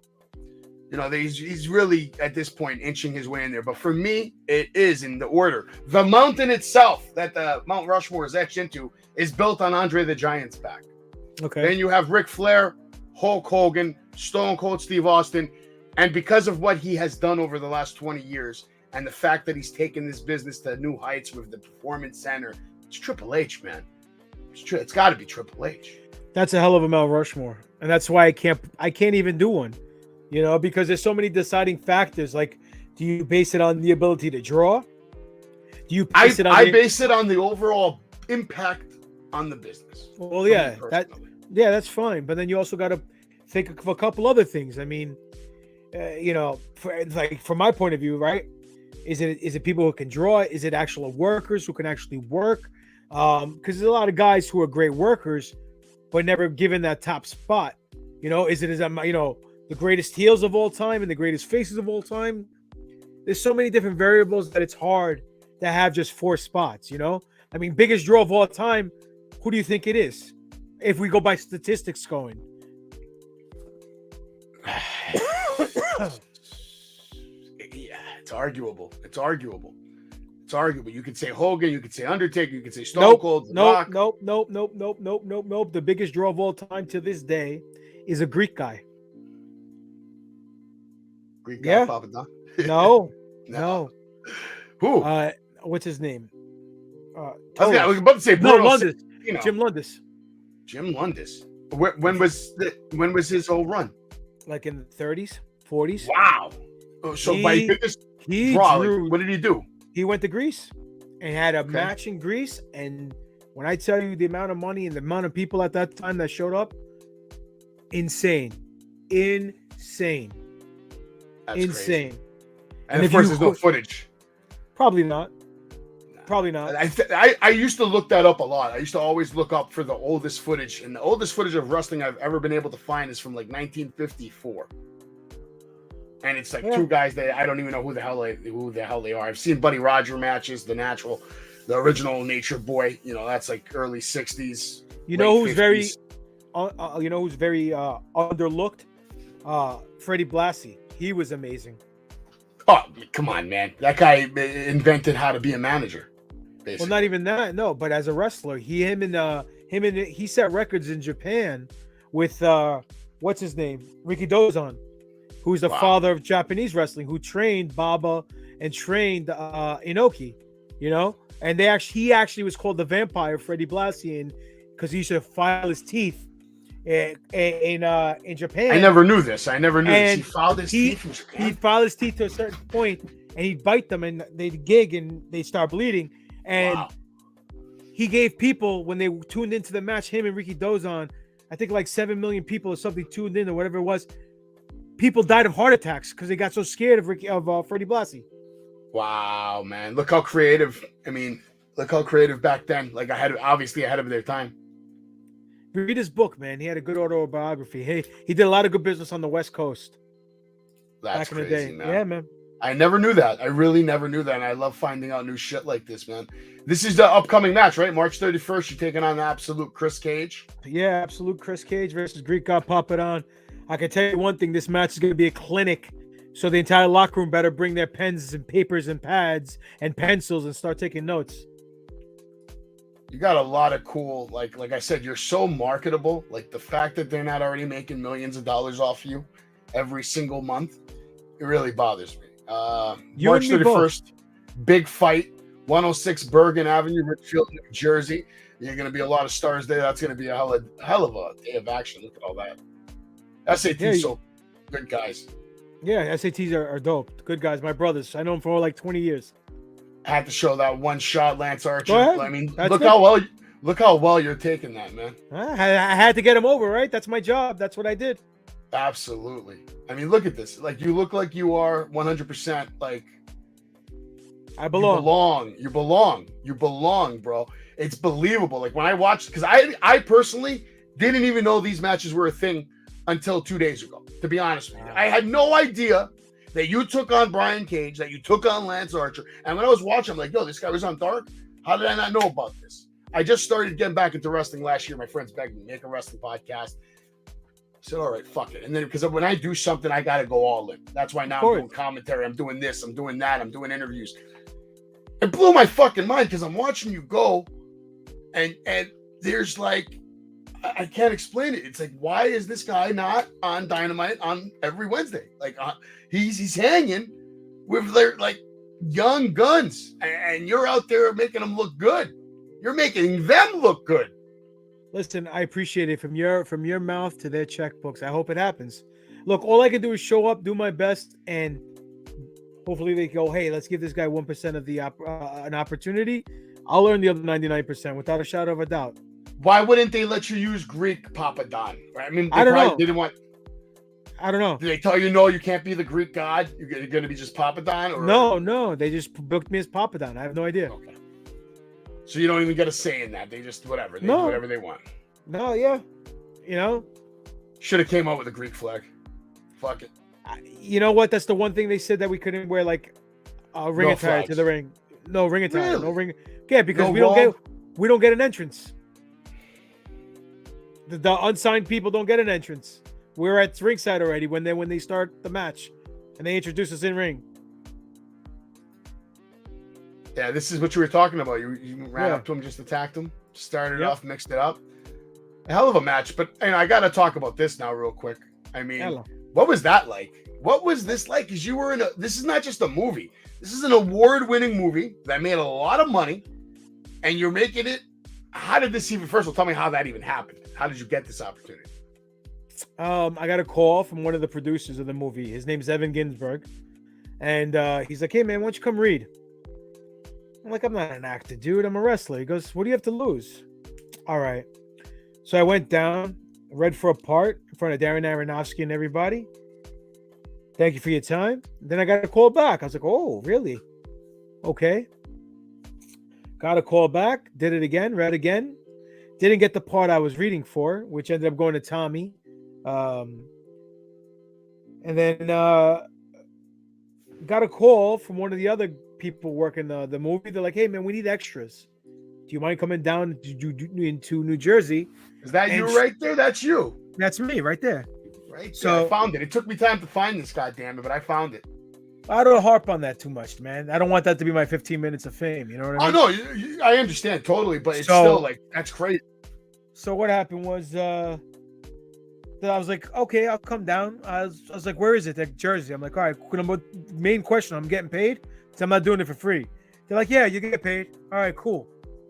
So I'm like, what am I getting SAG vouchers so I can get the insurance? They're like, no, we'll pay you cash. But if you want to get the SAG vouchers, you got to get paid by check. And then check's going to come in 2 weeks. After I was done filming 2 days, I was going for England for a tour for 3 weeks. And I needed cash in my pocket. So I took the cash. Yeah. So I did 2 weeks of filming. Pops, Alpha's dad, Alpha Senior, was through his WXW promotion, was throwing a show in Jersey where it was full of extras and wrestling fans. So they would film in ring stuff. They would have a match. They do backstage stuff, film some in-ring stuff, have a match. Always like keeping it going. And the funny part was they were ahead of schedule that they had to fill up the time. They made me wrestle a match. They say, hey, do you mind wrestling a match? You're like, oh, fuck no. I was like, you know what? I was like, fine, I'll wrestle a match. I didn't really want to wrestle a match, but I was like, I'll wrestle a match. So they made me wrestle Paul Enormous, who is the guy with the snake on his chest, standing next to me. He passed away, rest in peace. And he was the heel, I was the face. So I said, all right. So we go in there, we do the match, whatever. We had a good match. We go in the back, we say, thank you. All of a sudden, someone's like, yo, man, don't move. Mickey Rourke wants to talk to you guys. Mickey Rourke. All right, sure. He comes over. He's like, guys, that was one of the best matches I've ever seen. I love the match. You guys are both very talented. You have a great look. You have a great look. I love the tattoos. You're a big beast. He goes, guys, please keep this up. I see you guys doing great things one day. Thank you so much for wrestling this match and making a great, entertaining match for everybody. Thank you very much. Thank you, Mr. Rourke. Appreciate it. He's walking away, and I go to Paulie. Look at this shit. We got Mickey Rourke putting us over. That's going on the shoot tape. I go to him or the autobiography one day. That's got to be awesome feeling, man, having that Hollywood star giving you some accolades right there. It was a hell of a movie, though. Awesome to be a part of that. How was Mickey Rourke? Was that like your only interaction with him, or did you talk to him any other time? He was to himself. He was cool, though. You know what I mean? I guess he was getting in the mindset to do all the stuff that he was doing. He's definitely a method actor for sure. Yeah, Nice guy. I It's mean, a whole different world, that Hollywood life, man. Oh, Working bunch on of- those sets. bunch of prima donnas, bro. A bunch of prima donnas. Not even joking. Yeah, it was a good experience. The only downside was no Marissa Tomei. She wasn't there. So it would have been nice to meet her. You know what I mean? But other than that, it was a cool time, cool experience. I was in the movie a lot, you know, and people are like, why don't you say anything to anybody? I don't want to be that guy bragging I'm in a movie and then my shoulders in like one scene. You know what I mean? Yeah. So I didn't say anything. I went to go see the movie when it came out in one of the independent film theaters and with my wife, and she's looking over at me as I'm on the big screen. She's like, "What the fuck?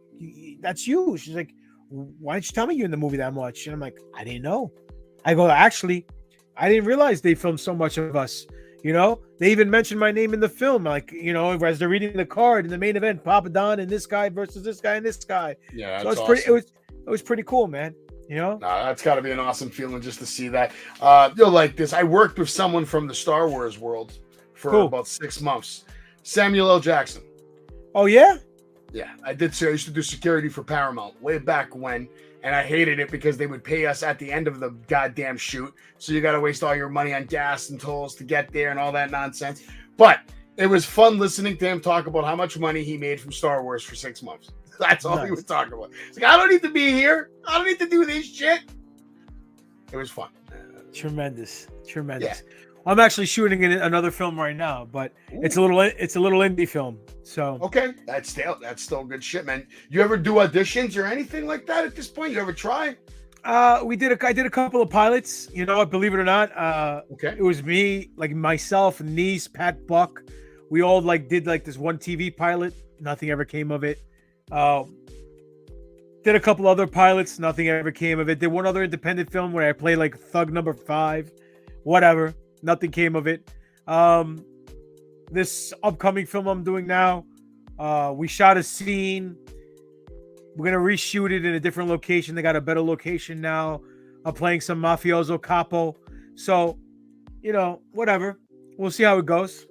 I mean, you got the look to be a lot of different things on TV, man. You could play a cop, you could play a bad guy, a thug, a wrestler, a fighter, ex-con, you know, whatever the fuck. Homicidal maniac, maybe. Listen, I think man. at this point, I'm more experienced than a lot of actors even doing it today. You know what? Shout out to Luke Hawks, my brother from another mother. He's the one who's killing it right now. He's doing a ton of shit in Hollywood. So shout out to him, man. You should hit up the guys on Showtime for that show, Heels. Have you seen that show? I tried out. Yeah, I tried out for it. Didn't get any Nice. parts. But whatever. It happens. You would have killed that. Oh, whatever, man. It's just, I guess I wasn't the right fit. That's it. You know? Yo, if it the had need for wrestling content right now is at an all-time high, though. And the opportunity to make money off wrestling content. So, you ever think about maybe getting a camera guy to just follow you around on all your shows and film your own like maybe documentary, like Life of a Wrestler, like kind of like that movie with Jim Carrey where they follow him around with a camera. The hell, God damn it! Why can't I remember the name? The Truman Show. There you go, the Truman Show. Why not make the PapaDon Show? I don't know, bro. I don't know. Too much That's a good access? idea. Well, it's a good idea, but then I got to pay the fucker, and I'm not coming out of pocket. I'm cheap. I guarantee you we could find someone who would do it for free. Actually, I know someone who would do it for free. As long as it's in the tri-state area, he will follow you with his camera, film whatever the fuck you want. Oh, maybe His we'll name's make it Anthony happen. Loves Wrestling. He's on my show. Now listen, he's not the brightest tool in the shed.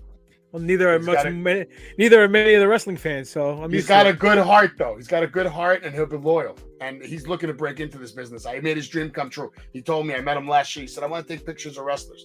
You know what he's doing now? Now he's taking pictures of wrestling and wrestlers at BPW. Ah, cool. So maybe we can get him to be your your camera guy. Where do you work now? Primarily, I know Virginia. You're doing a lot over there. Are you trying to keep it on the East Coast, or are you taking any other? Dude, is there any other bookings? I'll go wrestle at top of Mount Olympus. I'll go wrestle in freaking hell.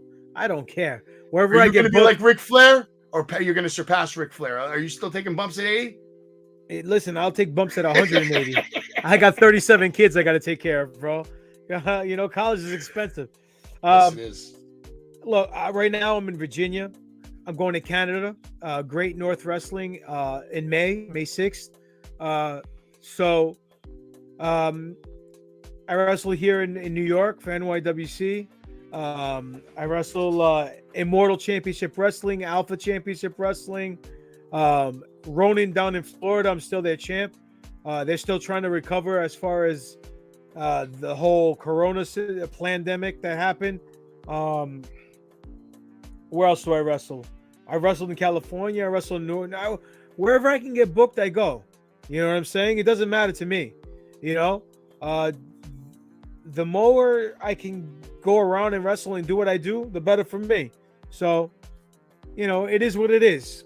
So, wrestling's a bug, man, and you've had it for a long time now, and it's hard to get rid of. I mean, look at me. I'm 40-year-old. I'm 39, about to be 40. I've never been able to put down wrestling ever. It's my first mistress, bro. You know what I mean? My first love, you know, and doesn't always love me back. So it is what it is. It's an addiction. I'm not gonna lie to you. It's the best drug in the world. When you go in that ring and you just get the crowd in the palm of your hands and you manipulate every emotion in that crowd to your liking, it's the ultimate power. Now I know how the 1% of the elite feel when they're manipulating people around the world to do things they don't want to do. They don't even have to manipulate anymore. That part's over. Now it's just keep feeding and feeding and feeding. Oh God, yeah, it's fucked. The world's fucked right now, man. Lauren wants to know if you remember Vinny the Guido. Of course. I remember Vinny. You remember Vinny. But yeah, the world's fucked right now. There's not much we can do about it either, unless you're going to go out there and start chopping heads off. That's the only real resolution. And even if you chop off a few heads, they're going to throw some other ones at you. Look, I do a podcast, or I did a podcast. We got blackballed or shadow banned, called the Conspiracy Horsemen. Yeah, we were called the Conspiracy Horsemen. It was me, Big Sal Graziano from FBI, Stevie Richards from BWO, Right to Censor, and Bin Hamin, right? And 4 pro wrestlers, always questioning the narrative, being free thinkers, and just tackling all these different quote-unquote conspiracies, and not saying what's right or wrong, but presenting facts. I love conspiracy theories. What's your favorite anyway? Out of all the, do you have a personal one that you are more like intense with when you talk about it? There's a few that I tend to cater. We don't have to talk about it. Just like you can just like mention the moon landing. Okay, yeah, that's fair. Totally fair. The financial system and how it's rigged. Yeah, you know, we can talk. That should be discussed after the show. With the Federal Reserve banks and all that stuff and the 13 families. Yeah, bro, you ain't kidding, man. You ain't everything. Kidding. Breakfast is bullshit. Valentine's Day is bullshit. Everything is bullshit, dude. Everything's a work. Bullshit. The human body doesn't even need breakfast. Let's be honest. But what we need to sell eggs and we need to sell cereal and all this other garbage. Dude, the golden rule: follow the money, you'll find the truth. That's it. Education system, the way everything's placed, set up, everybody's categorized, right? Left to right. Common Core Democrat, Republic. You notice how everything's in twos, so everybody has to make a decision. You have to either be on this side or this side. So this way we have this instead of just peace. Yeah, and prosperity.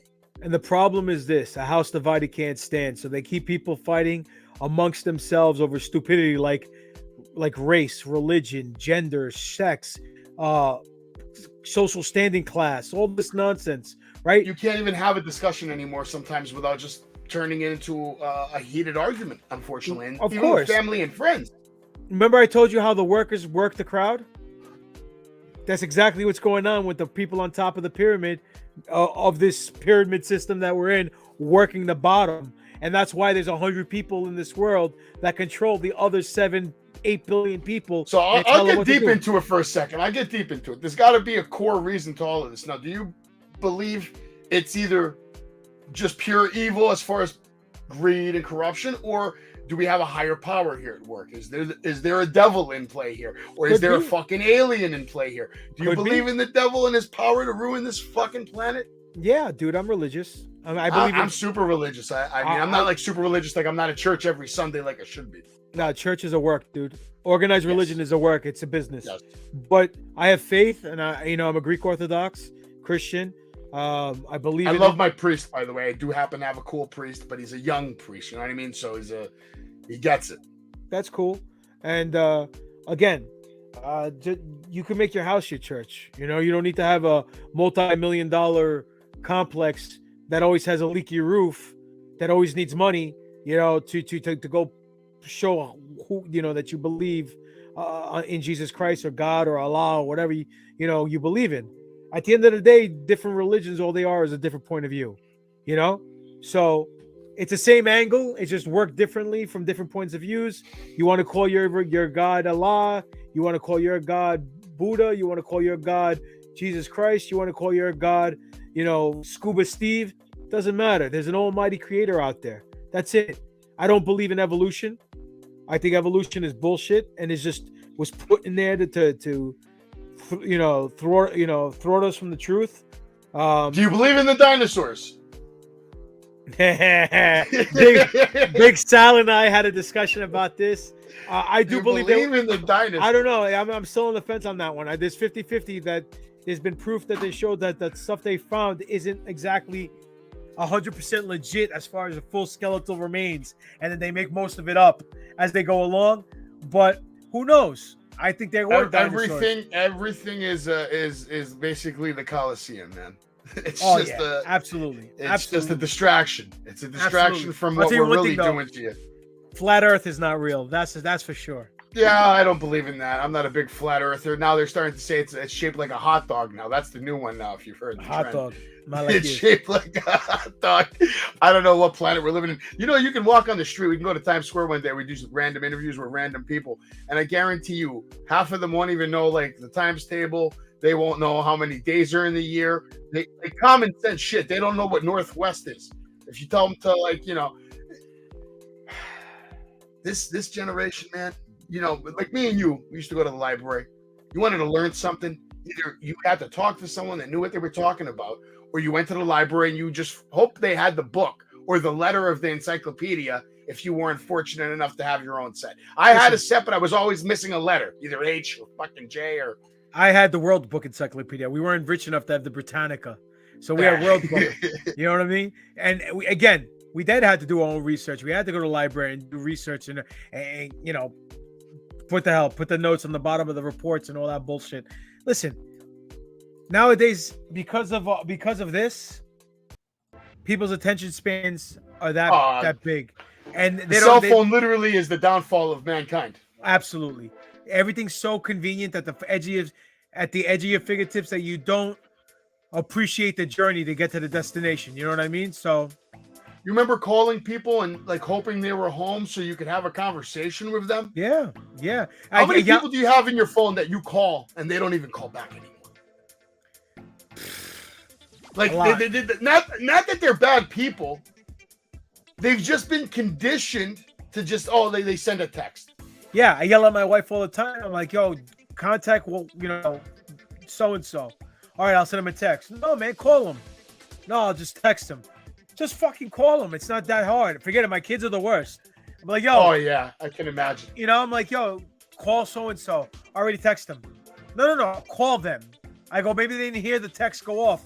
Call them. What's wrong with calling people? Like, even when I go food shopping or go to the store, I never use a self-checkout. I go straight to the cashier. My sons are like, Dad, why don't we go to self-checkout? It's quicker. I go, because I don't want to deal with the machines. I want to deal with another person, have interaction with another human being, because when you lose human interaction, you lose a piece of yourself. You know what I mean? Absolutely, man. And people just don't get it. To me, there's two kinds of people in the world. There's the ones that pick up and the ones that don't. Yeah. And I try to fuck with people that pick up the fucking phone. Because I'm not trying to sit there and write a fucking story. What's up? How you doing? What do you need? Oh, everything's good? You're good? Great. Done. Yep. I'm with Simple. Communication. And that's the other problem. Communication. And that's why we see a lot of wrestlers lacking. And I said this on Busted Open. I'm a big Busted Open guy. Do you like Busted Open? You like David LaGreca, Bully Ray? Yeah, I like David LaGreca. Yeah, of course. Actually, I'm going to give you a big shout out on Busted Open. Thank you. I've wrestled Tommy before plenty of times. Had great matches with him. Always wanted to work with Bully Ray. I think him and I could do some good business. And David's a nice guy. I met him over at ISPW in Jersey when I was working with them. Nice guy. Yeah, dude, the Impact could definitely use you right now. Like, are you fucking kidding me? Are you kidding me? Have you ever seen the product? Yeah, of course. It's like they have guys, but they don't have Greek God PapaDon. No, they don't. So when No on one my has next Greek phone call on your behalf, when I call in, I'm gonna call out Bully Ray. And I'm going to tell him you need to have a match with the Greek God PapaDon because you truly haven't tested yourself, Bully. You haven't tested yourself the way you talk trash on the show every day about how goddamn good you are and how much you're the biggest heel in the world and all this bullshit. You ain't the biggest heel in the world. There's bigger and better heels out there, and one of them is the Greek God PapaDon. And I want to know if you have the balls to take him on Impact. Go ahead. Go ahead and have fun with it. Go ahead. Have fun with it. I am. He's a fellow Queens boy, too. I did Bully a favor. I made him a barbed wire baseball bat in December. He actually let me be part of the pay-per-view. I made him a stop sign, bring the stop sign, the barbed wire bat, and he was beating the fuck out of Matt Cardona, which I enjoyed watching that. You like Matt? Cardona's another, yeah, him and I go back. Matt's a good dude. Yeah, Great Matt's dude. a good dude. Yeah, absolutely, man. Another guy killing the business right now. Very smart, creative guy. He bought his name back from WWE just so they wouldn't be able to use it in case.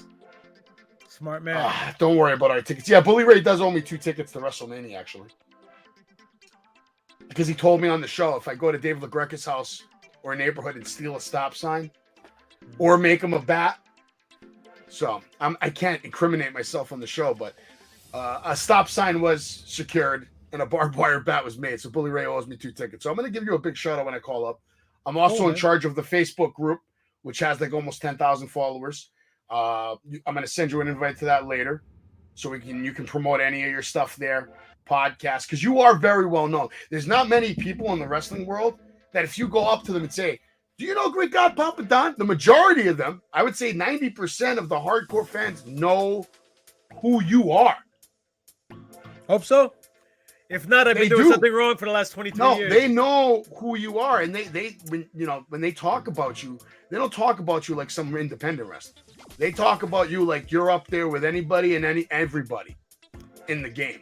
Well, listen, man, I'm not your typical indie wrestler. I'm the alpha and omega of pro wrestling, and I tell people this all the time. Imito Pio Calitro Palistice Otto Cosmo, the greatest unsigned talent there is today, the extreme technician, GGP, Greek God PapaDon. So, hey, man, look, just because I'm not on TV don't mean I'm not great. So, no, you're beyond great, man. I've been watching it for like, it's going to be 2.5 decades soon. Yeah, man. I wrestled in 4 decades. How crazy is that? 90s, 2000s, 2010s, 2020s. You're an OG, bro, in this game, man. You know? Yeah, man. I feel like I'm 22. That's the good thing. Knock on wood. You know what I mean? You look good. You talk good. You obviously still work good. So I think the future needs to become much brighter for you. And I'm going to do my best to, get somebody's attention. Whether it's Impact or AEW. Obviously, I don't have clout at WWE yet, but Greek God PapaDon do know I'm coming for all their money.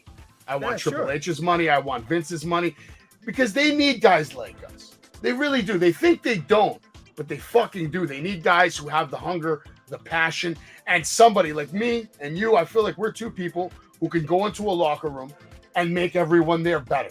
I'm more of like a guy who can look at somebody and help them with something that they don't know about. Maybe their confidence, their just the way they walk to the ring, their presentation, their demeanor, their facials, their expressions. There's just so many little things that it's hard for a lot of these new guys to learn because, like you said, they're too busy doing this. Yeah. I ask guys all the time, do you watch footage? Do you ever go, nah, I don't need it. I learn as I go. They don't have the respect for the business in the history. Not only in pro wrestling, but in life. Whatever you put in is what you're going to get out. So you're going to put 10% in, you're only going to get a 10% return. So you want your rate of return on your investment to be tenfold, 10 times, 100 times what you put in.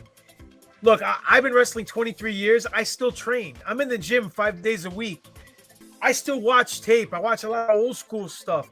I watch promos. I watch little things. The little things matter. The moves don't mean shit. The moves don't mean shit. All that matters is making that emotional connection with the fans and getting them to believe in you. Once they believe in you, game over. You got them. That's all that it is. It's that simple. And it's been working like that for the last 60 years. 70 The years. same stuff that worked 6 decades ago still works today if it's done properly. Good versus evil, David versus Goliath. That's all this is. It never It's changes. a live action play of superheroes. But instead of capes, we're wearing spandex. We're wearing trunks. We're wearing long tights and boots. You know, nowadays, unfortunately, people are wearing fucking kick pads and sneakers and slapping their legs like a bunch of trained seals. But whatever. I mean, I don't agree with it, but you know, it's a tough business now, man. Especially if you're not coming in prepped. It was never an easy business, bro. It was never an easy business. So to me, it's just harder now because of how big it is and how many people are trying to do it. That's what makes it. I'm not saying there wasn't a lot of wrestlers back then in the 80s and the 90s. There was plenty, hundreds.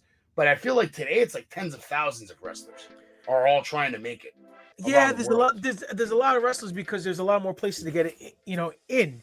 You got a guy who doesn't do shit in the business, learns how to bump, opens his own wrestling school, and then there you go. Everyone's trained in you know, not the proper way.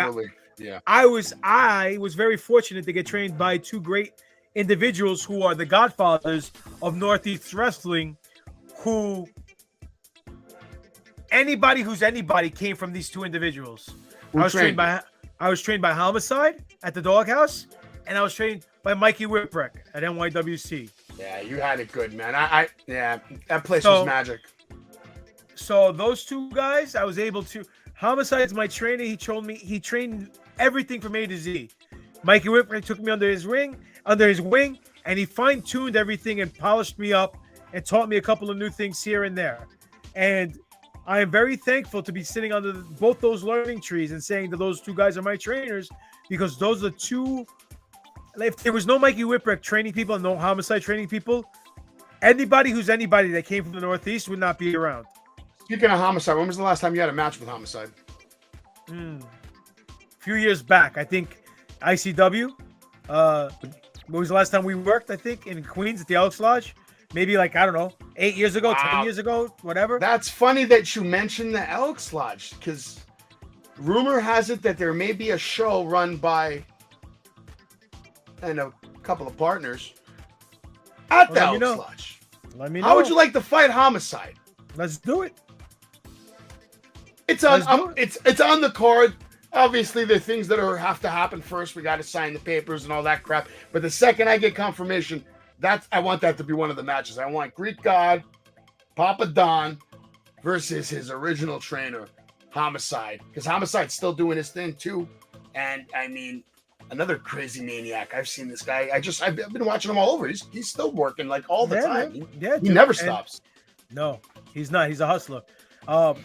Another guy who I came up with, we started together in the same class as Grim Reaper. He's from the Doghouse. And Grim Reaper is still doing his thing with GCW and all that stuff. So, we're the last of the Mohicans.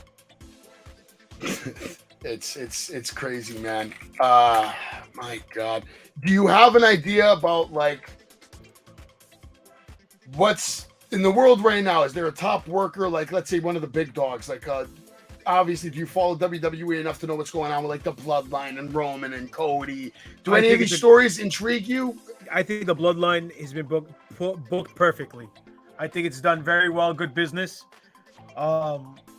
Roman's come into his own, and it's kind of weird me saying that, considering this guy's making millions of dollars sitting on top of the world of the wrestling industry, and I'm an indie wrestler saying that, but you know, he has grown leaps and bounds. And he's a star. He is a draw. You put him on the card, you're putting asses in seats, and he's doing a fantastic job. I only have one gripe with Roman Reigns that doesn't fit my flavor of ice cream, but that's it. Other than that, he's perfect. What's your gripe? And I'm not all right. I mean, I don't want to catch heat, but the fact is this. He does a Superman punch as a finish or a false finish. During the match, he throws 1 million punches. That looks exactly like a Superman punch. The only difference is he doesn't cock his fist to hit those punches before the Superman punch. So what's the difference? If you save it for that one punch at the end and only do that one punch at the end, you'll get a bigger pop. But I can't say that because the guy's outdrawing everybody. and the guy's making more money than God right now and sitting on top of the wrestling world. So for me to underneath to say that, it's kind of who am I? Dude, that's actually like a great take, though. I've never really heard anybody actually call that out, but that's like something that makes sense. The more I think about it now, you're not wrong at all.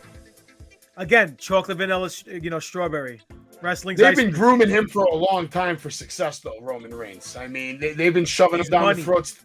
He is now. It took like 8 years for it to really, but look-wise, in the ring-wise, I love Roman Reigns, but I'll say this to him in real life. I already told Alpha, you tell Roman, because they're, obviously they talk, they play Call of Duty. You tell Roman, no matter what he does, he's still only the second best member of the Shield. I'm a Seth Rollins guy, unfortunately. I love Seth. Seth is my dude. One of the best workers in the business right now. They've all come into their own, and they've all. Oh, yeah. They're all killing it right now. I mean, did you ever think 10 years ago when you saw the Shield that 10 years later we'd be here with they're all owning their own piece of the world? I saw nothing but bright things for them.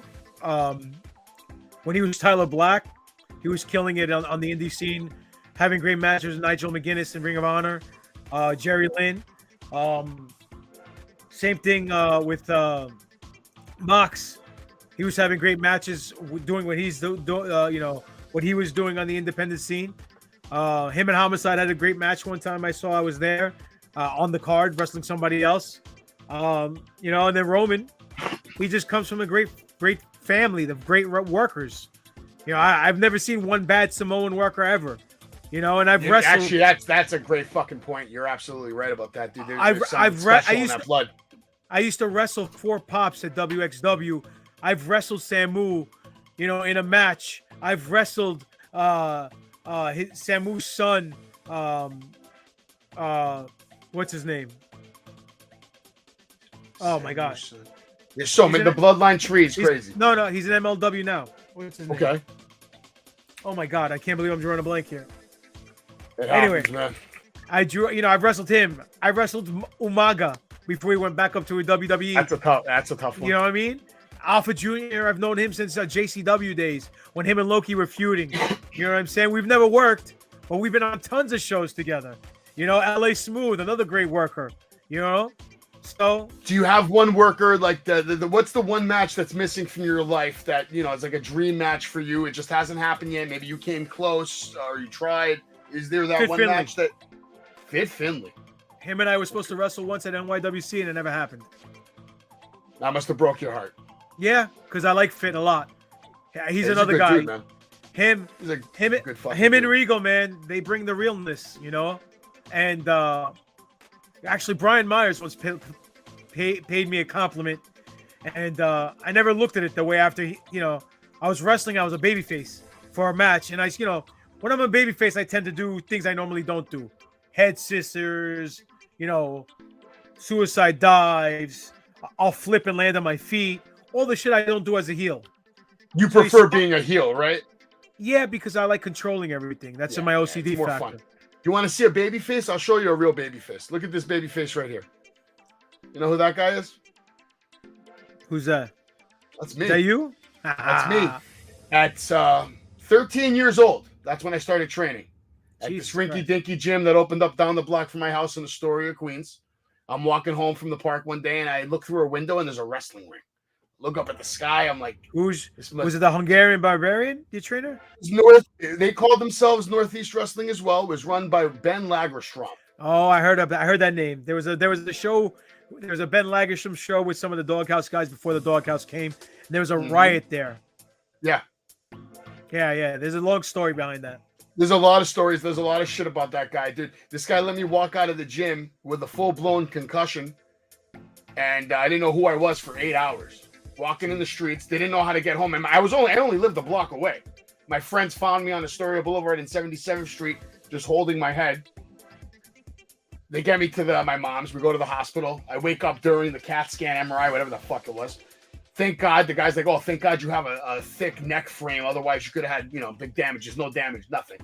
My memory came back a couple hours later, But I got very upset at the guy because, dude, how do you let me just leave the school like that? I could have got fucking hit by a truck. Yeah. I was a baby, bro. Literally like a baby walking in the streets. You shouldn't have been in the ring at 13 years old, bro. Probably not, but the way it not. happened, you want to know how I got the concussion? Crazy shit. I didn't get it with a normal bump.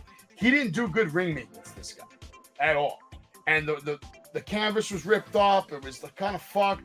One of the boards, it wasn't nailed down properly. The two boards, you know how it has that little connector so they come up together? This fucking board, I took the bump off the top rope. The spot was I climb up, I'm counting to 10. You're pushing me off at 7. I go back, I hit the board. The second board behind me pops up, rips through the mat, and hits me in the back of the fucking head. Just clean knock the fuck out. Because I'm not an easy person to knock out. Like, you could punch me in the face. Yeah, it's like I eat it. You're a 13-year-old kid. You should not be in the fucking ring. So that was illegal, basically, to start, right? It's stupidity, yeah. It's you know what we call that? That's some carny bullshit. You should not have been in the ring. You want to know what my training was like the first couple of weeks? Like, this guy beat the fuck out of me. He was another guy that used to like to train without his shoes on, right? So I'm green. How many times do you think I stepped on his feet the first couple of weeks? A ton. Every time I stepped on his feet, he would chop me like 30, 40 times.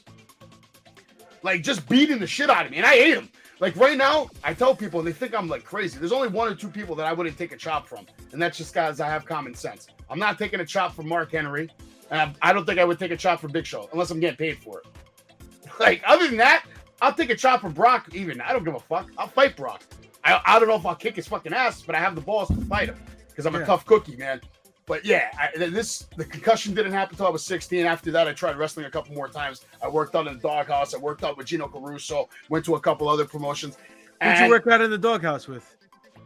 This kid named Mark something. There was Chris Rocco. It's so long ago, man. I was in and out. I wasn't there consistently because I was. This was my school for fucking 3 years. Yeah. So when I stopped this, I would pop in and out other places just to try to keep up with it. And then life started. I got a job. I'm making money. I'm like, yeah, fuck it, whatever, man. And I didn't really have a support system. My mom didn't want me doing this because there came the decision. I said I have to make a decision. Either I'm going to take this serious, or I'm going to move on.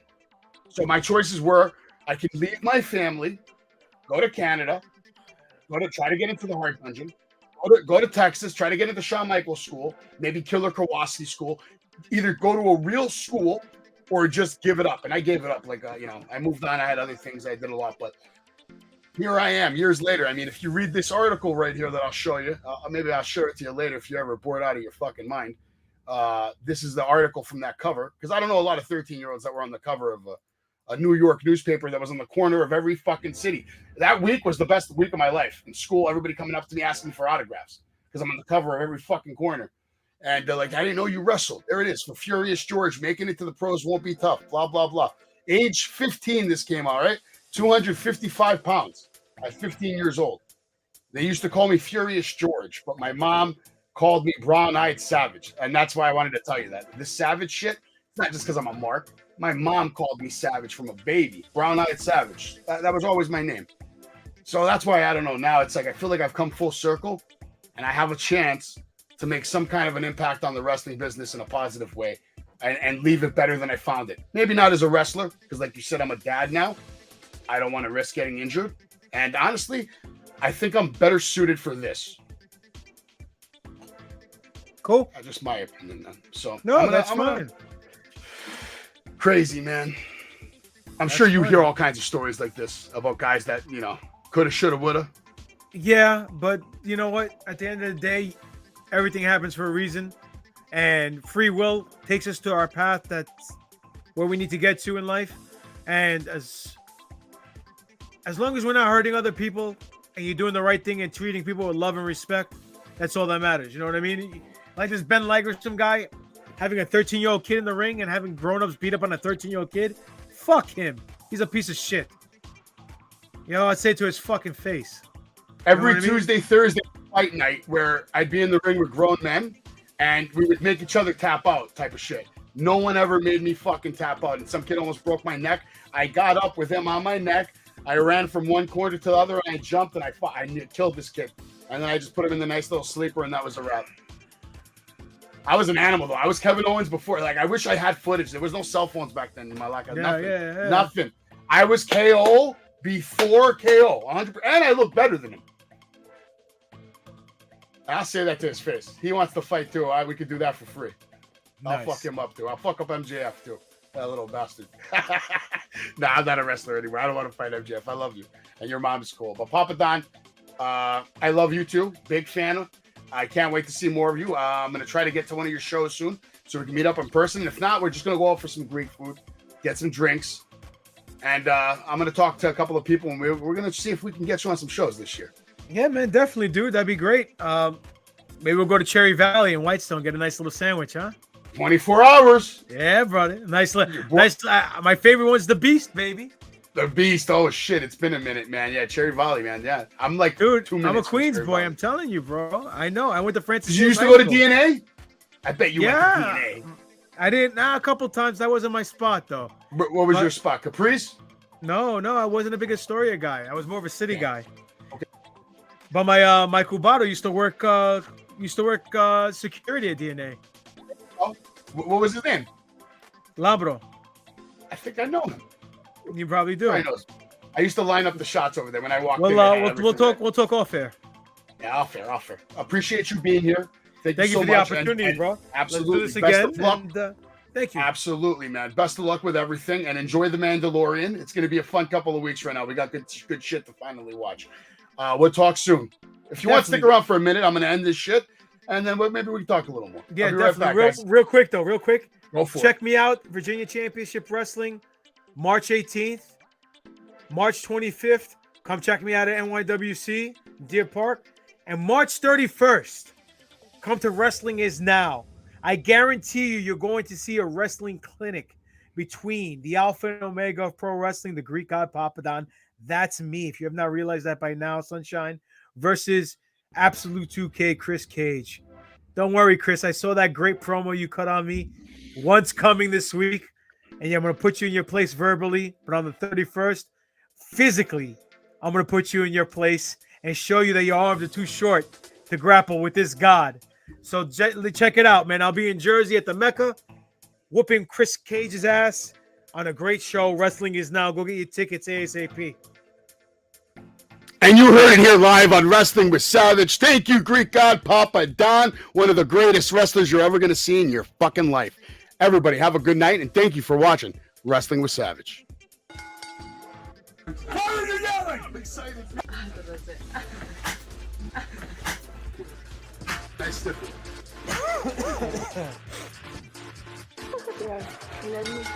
Pedigree, 1, 2, 3, proud say you live by the champ. A last ride straight to hell, a tombstone, a choke slam. Here to give it to you raw. This is Wrestling with Savage. Smackdown, hold the title. This is Wrestling with Savage. What? Wrestling with Savage begins now.